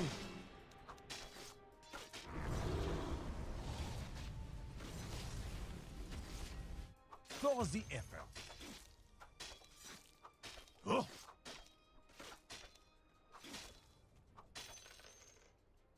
Where does this lead?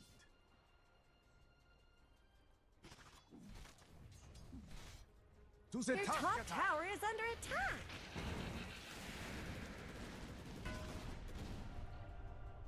Yes.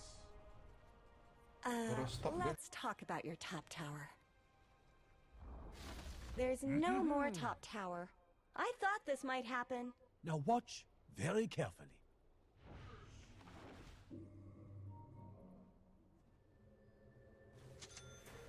Right. Your top tower is under attack. An honorable path. I'm under attack. Con có telepon kok. Watch it. It's conceivable.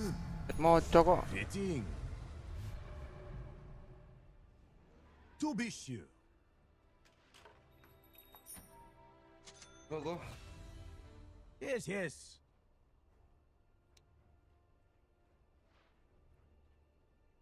An excellent choice.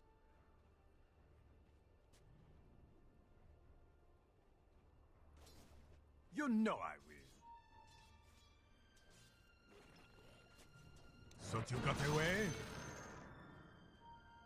Is that a challenge?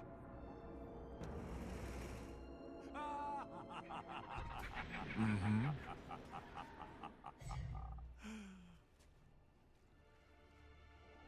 Moving. Gold and sweet. Something good this time. This is how it's done. Dazzle. But of course.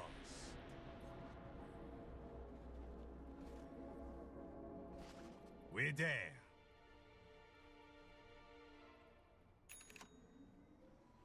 Sure.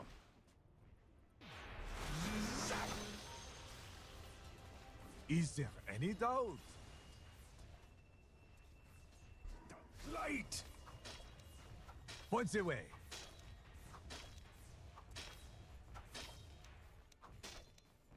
I know. Go away! Like so. I'll go brave for you. Dire's courier has been killed. Sir, I'm under attack. Killing spree. Anjing dik. Dazzle! The irony is rich. Safe word. Killing spree. Ooh, Dire's courier got killed. Those things aren't cheap, you know.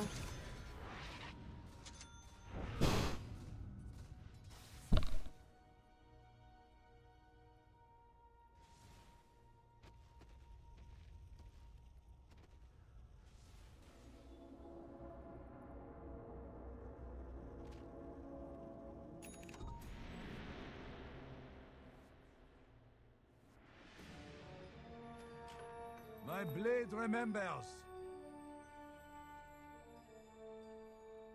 Your bottom tower is under attack. Forward! Your bottom tower has fallen. Oui.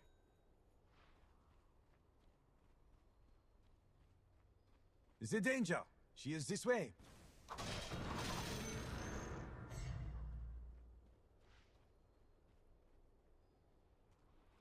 Uh-huh.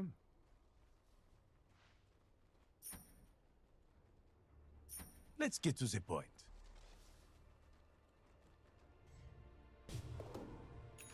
Rest assured. Shallow wave. Coup de grâce. It's conceivable.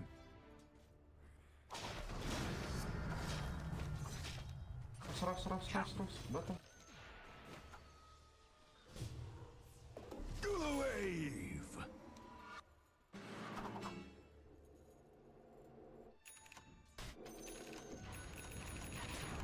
At your disposal.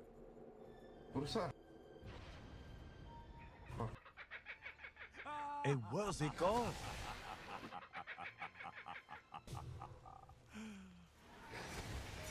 Okay. Zap! I'm under attack. A little boost. You're safe. Right. I may have overstayed our mental. Double kill. Moving.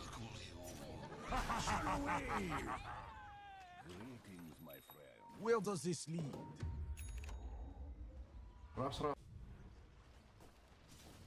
An honorable path. Your middle tower is under attack. Yes, yes.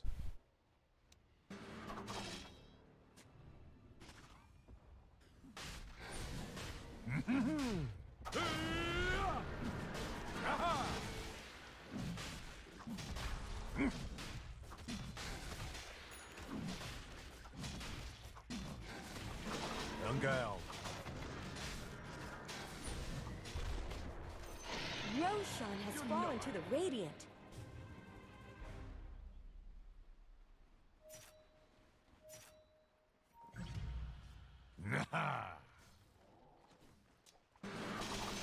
Just impossible.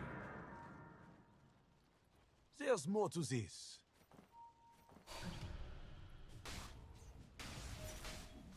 Patience. Yeah! Got you! Light! Oh-ho! Shallow wave! You're safe! No. Rest assured. Bury me with my blaze. Rest assured. Dominating. An excellent choice.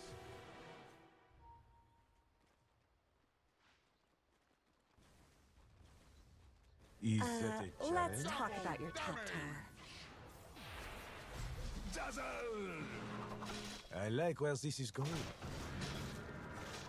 Alright, guys, it's too good. But no, it's not Forward, good enough at all. longer. Maybe?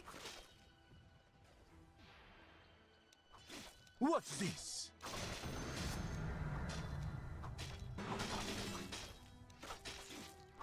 Ah!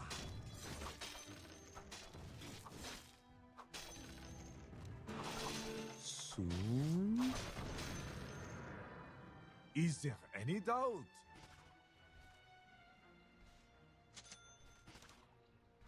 Yes.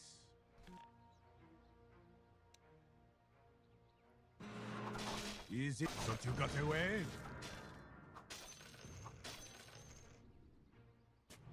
Is it danger?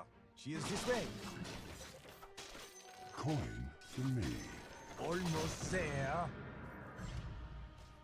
I know.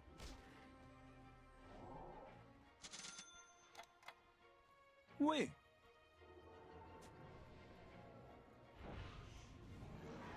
Something good this time. Par ici. Yes. Invisibility. But of course.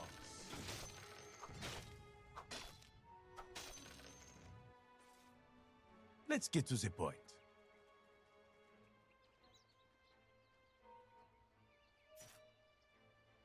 Sure.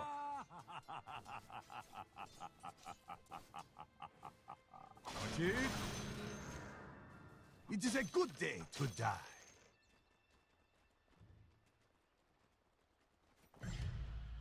Points away. The piercing blows. You need a lesson in manners. Yes. Dorong dulu tuh, mate tuh.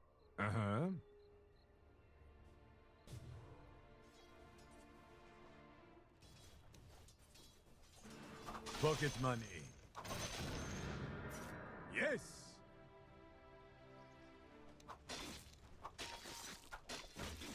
Is that so? Let us start. Yeah.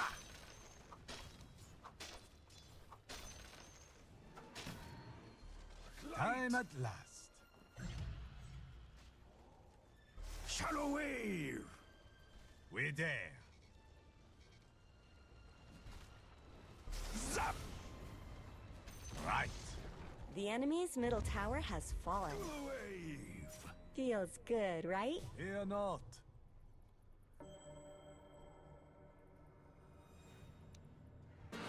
To be sure.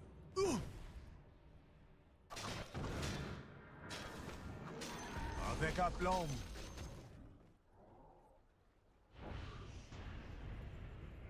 To the task attack. Never. Yes, yes.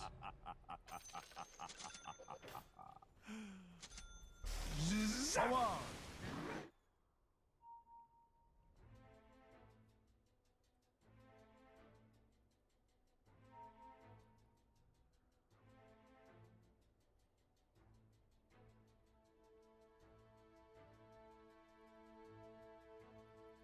I can help.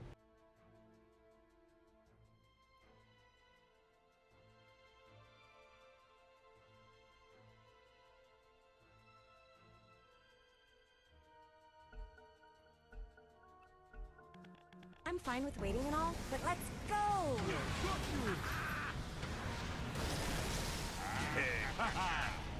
I'm under attack. Mega kill! Excellent choice.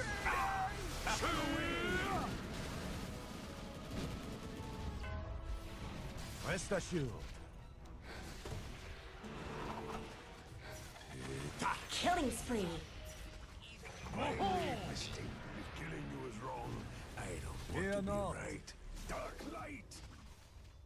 Not so. Right. So you got away?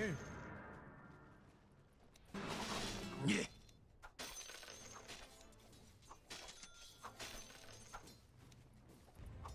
With swift blade.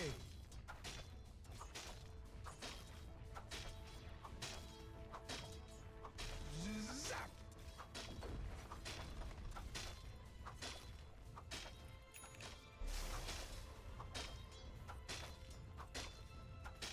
Oh.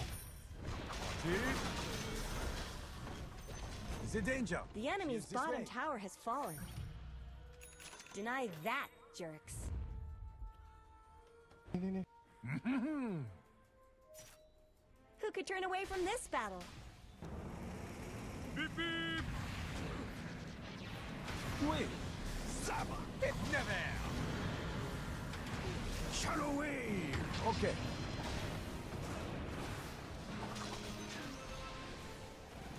Not so. At your Dark disposal. light. Zerza. Double damage. Shadows.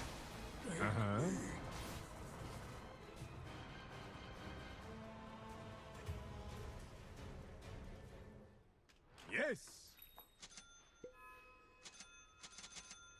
Nice warding.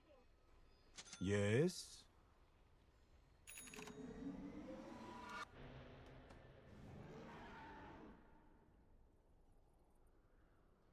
Sure.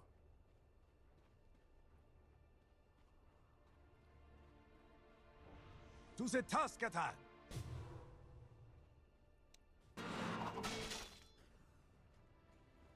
No, Coin for me. A little boost.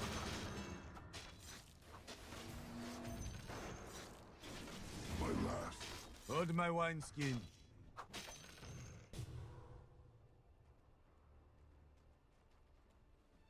Where does this lead? Pace me! Now watch very carefully. Don't let your middle tower fall.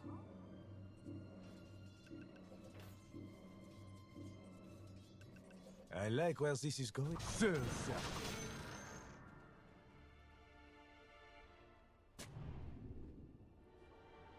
It's conceivable.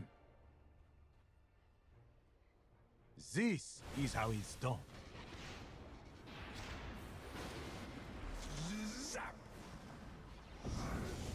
You're under my protection. Go away!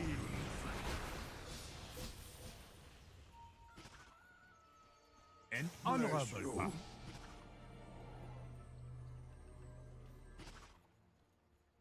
Avec aplomb.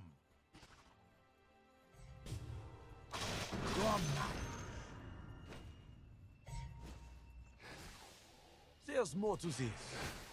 Zap! Coup de grace! I'm under attack! Yes! Dazzle! Safe word! Hey, I wasn't looking! Shadow wave! Safe word! Of course! Aha! Light! It's conceivable.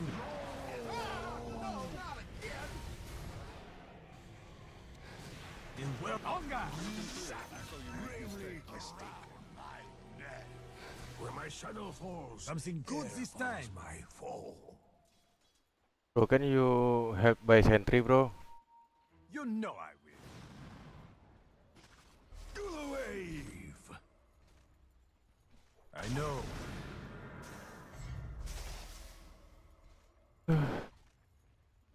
Let's get to the point.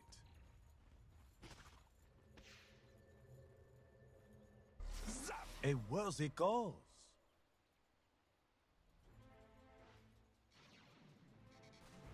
Is that a challenge? Don't cease! To be sure.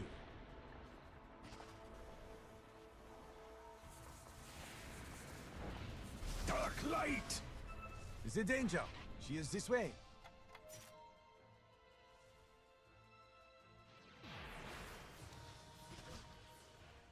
Blazer! Nowhere.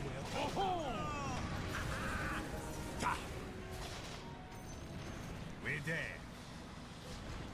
I may have overstayed my safe word. Got you! Something good this time. Killing spree. Now, for that suffering, I revisit upon you tenfold. I convey your spirit to the lawful realm. But of course. Zap! Hey, I wasn't looking. Easy. Finito. Never. You're not. Your top tower is under attack. I'm under attack. Let's Anjing, talk anjing. top tower.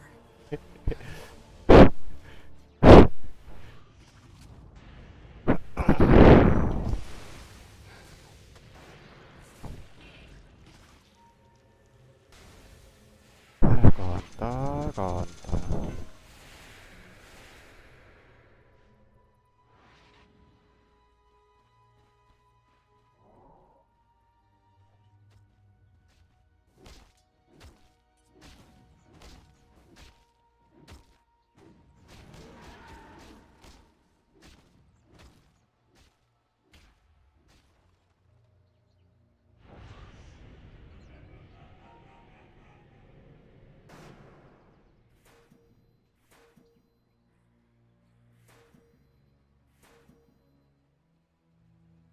You can solo, Ursa.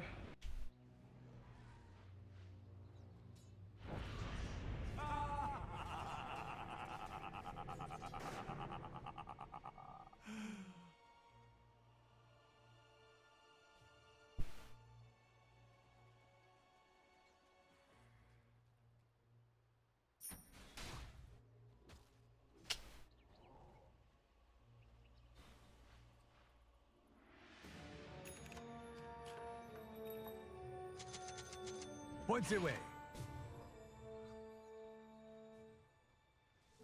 Illusion. Time at last.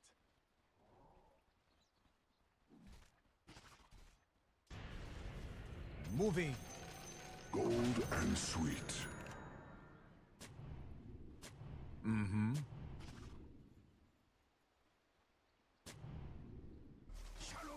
Rest assured.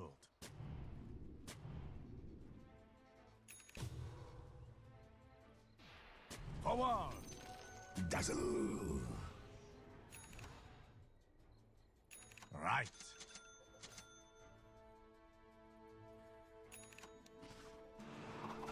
Sure. Zap. To be sure.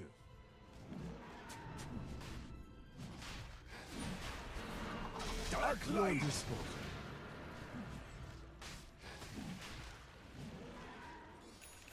Zap. An honorable path.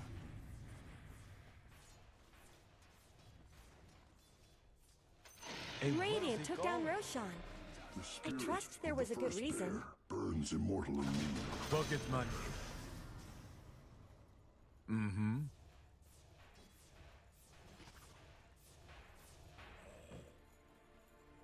Shadow wave. Moving.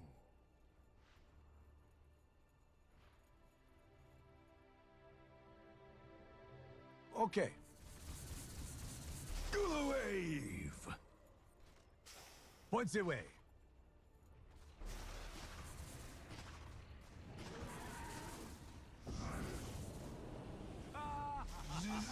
What?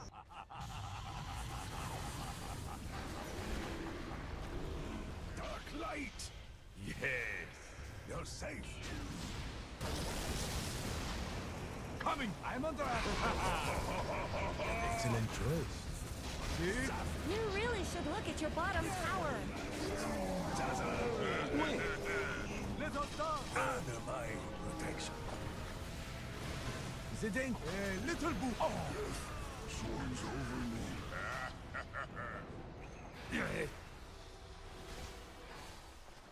Your bottom tower is under attack. Hey, I wasn't looking. Something good this. Oh. Your bottom tower is under attack. There's more to this.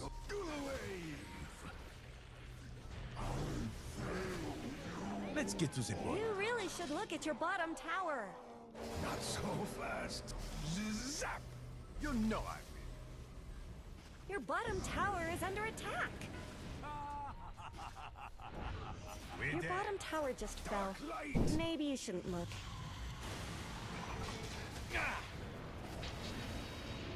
I like where this is going. Bravely mistake. Zap. I know. Dazzle. I may have overstayed my welcome. It's conceivable. You're safe with me. Ah! Yes, sir. I resist. Shadow wave. Not d'accord. Bless you. Time at last. Beep beep. No. Yes. You're safe.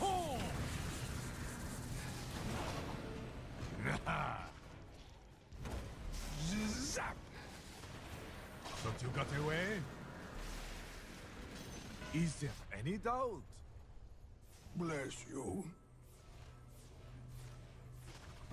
Yes. Dark light. Zap.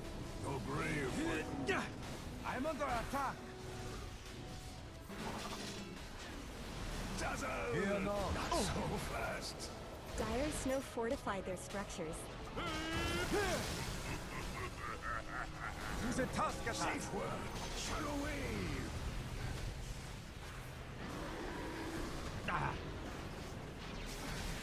Hey, little boot. Hey, I wasn't looking. Back up low. Sorry, dear, what's that? Yes, yes.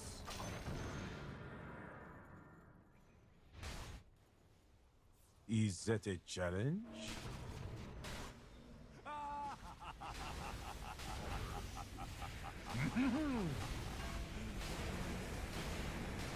I've got to never say no. Back off low. Killing spree. Aduh. Dark light. Killing spree. All in a guy's killing.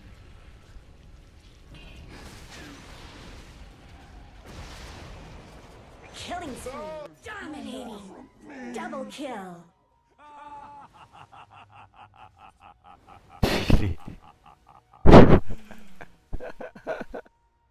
Sampah nih orang nih anjing. Fortified their Udah structures. mikir ngentot fatal bonnya. The enemy's top tower had to go.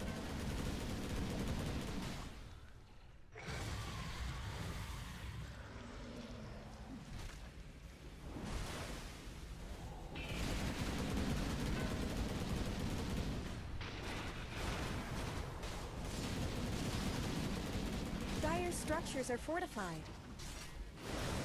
Weh, pencet ini, weh.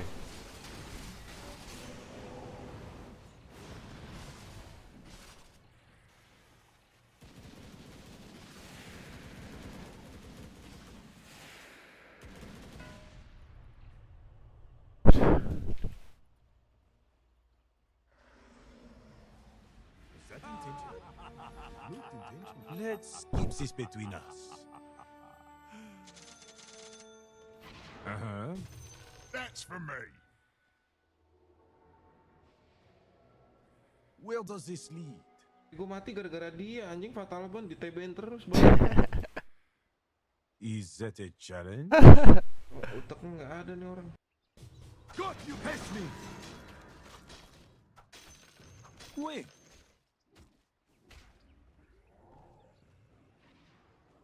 Yes. Coup de grâce! Is a danger. She is this way. What need have I for invisible? Oh, that's quite nice, actually. Pardonnez-moi. I like where this is going. Dominating. You needed less. I may have overstayed my welcome. Yes?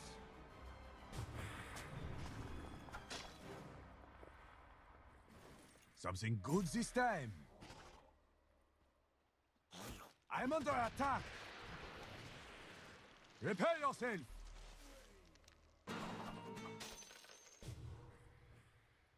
Fear not.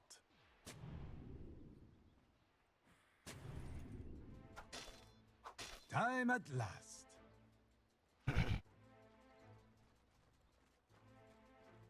But of course. Dark light.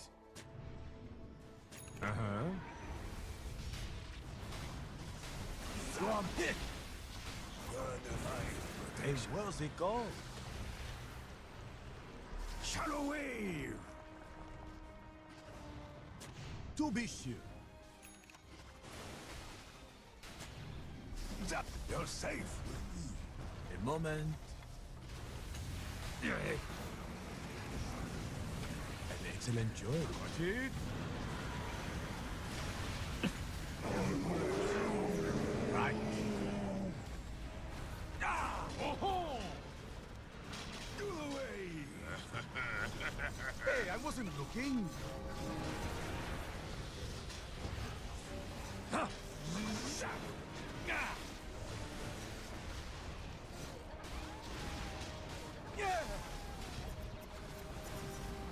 Yes, yes.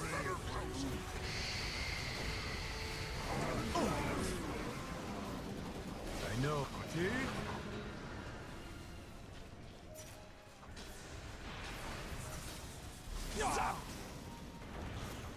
Shallow wave. Barak bang. Hancur-hancur. The enemy's top barracks have fallen. Not so fast. There's more to this. You're safe. I'm under attack. It's conceivable.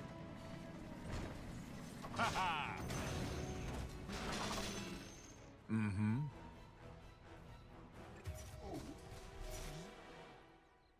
You know I will.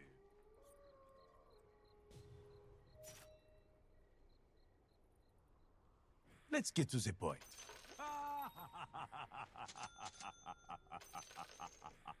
At your disposal. Blaze up! We're there. Shallow wave! Where does this lead?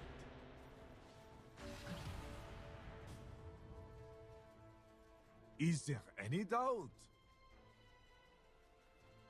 A little boost. Ah! Soon.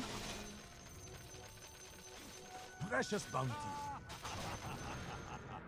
Aha, yes, that's nice. The danger. She is this way.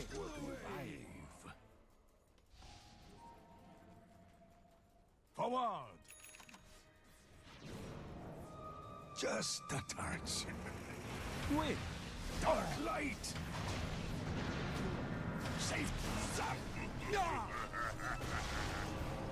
To the task attack. Bravely twisting. Onga.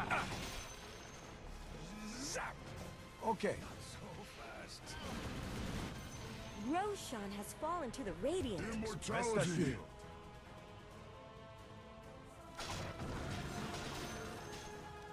Yes.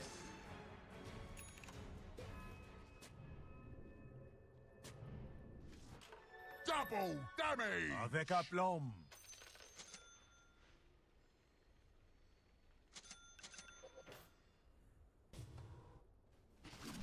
Yes.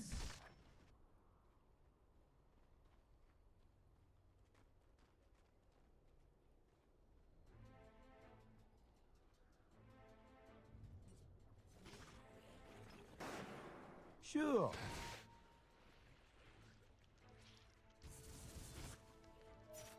Moving.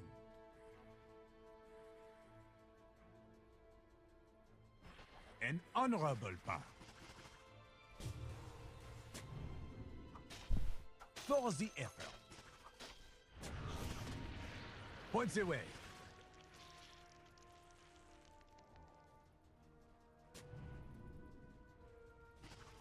Moving.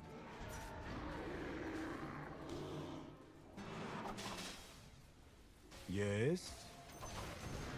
The enemy's middle tower has fallen. That one's not coming back. And where's it go? But you got away? But of course.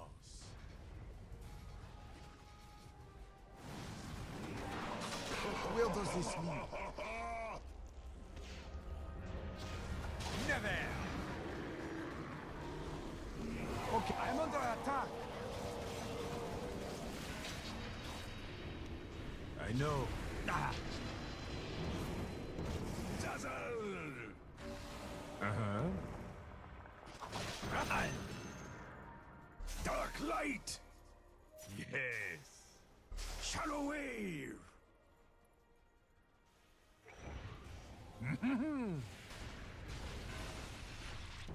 Zap!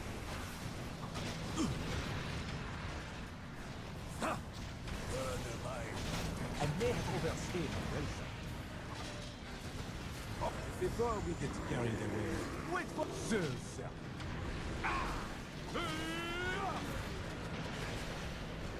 Avec un blanc. Mega kill! Right. The enemy's bottom tower is gone. You did the right thing. Dire have fortified their structures. We're there. Hey, I wasn't little dazzle. Safe Yes, word. yes. Dark light. There's more to this. Shallow wave. To be sure. No. Yes. Your middle tower is under attack. Rest assured. Bravely misty. The irony. The danger is this way. Not so fast. It's impossible. Death cast no shot. Is that a challenge?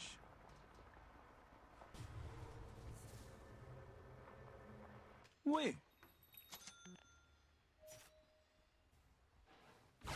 Don't let your middle tower fall. An excellent choice. Unstoppable! It's conceivable.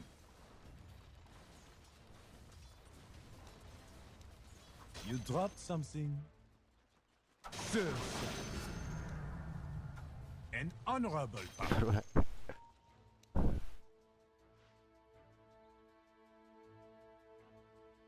I like where this is going.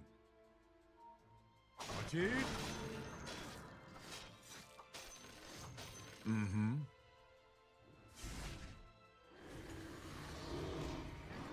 To the task attack. Piercing blows. Something good this time. Ha ha. Coup de grace. Yes.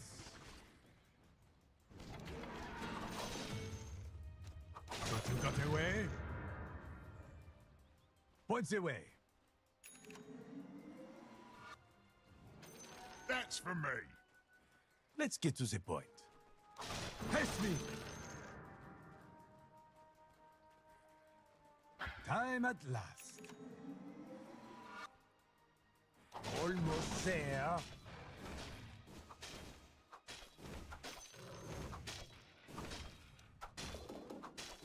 If you insist. Sure. Don't cease. I'm not ready. At your disposal.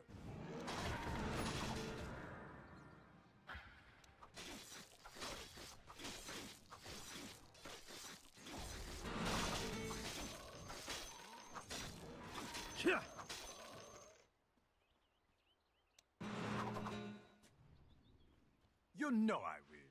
Aduh, bikin apa ya, cok? Aha! Got you! It is a good day to die.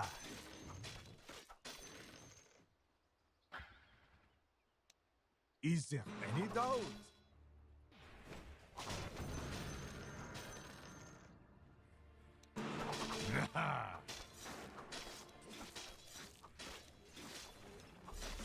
Never! Do away. Avec aplomb. Gold and sweet.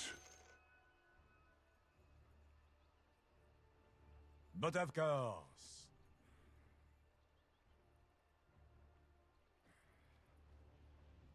Time at last. Shallow wave.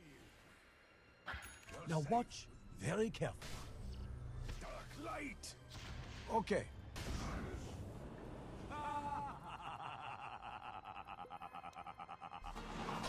Yes.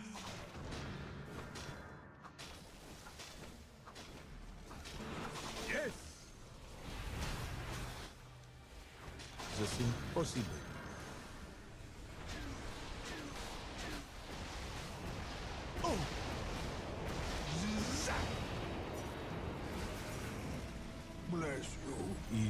it. Zap. Almost there. Go away. Safe word. Hey, I wasn't looking. A little boot. The danger. She is this way. I may have overstayed my welcome. Not so fast. Where this is going. The enemy's bottom barracks have fallen. Light. Let us down. You're my protection. At your disposal.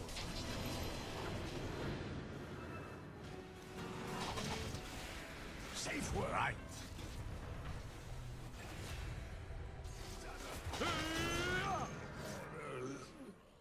An honorable path. Where is this? The enemy's bottom barracks have fallen. You forgot one thing. Something good this time. Hold that dot. Forward.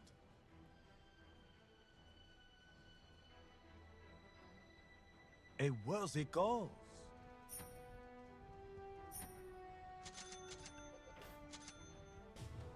I know.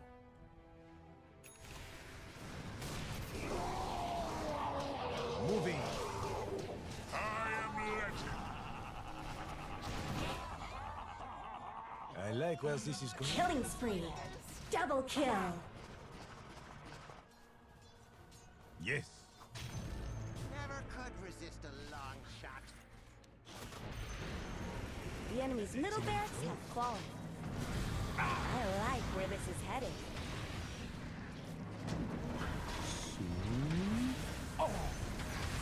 The enemy's middle barracks are no more. Looks like Dire fortified their structures.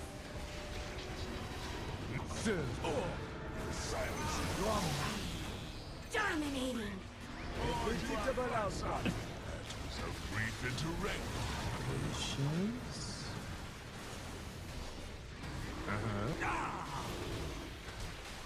Killing spree. Double kill. Where does this lead for you? I may have overstayed my welcome. Blade on! Dark light! You're safe. Here not.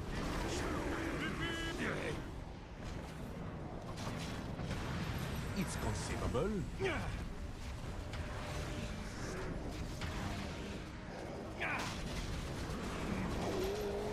Rest assured. I'm a Mega kill!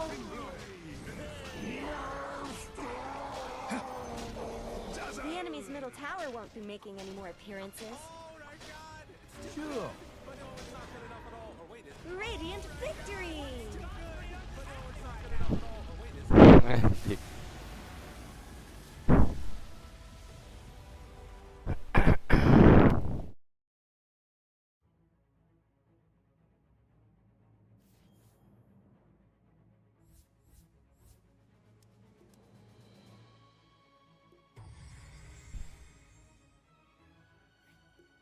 Thank you bang.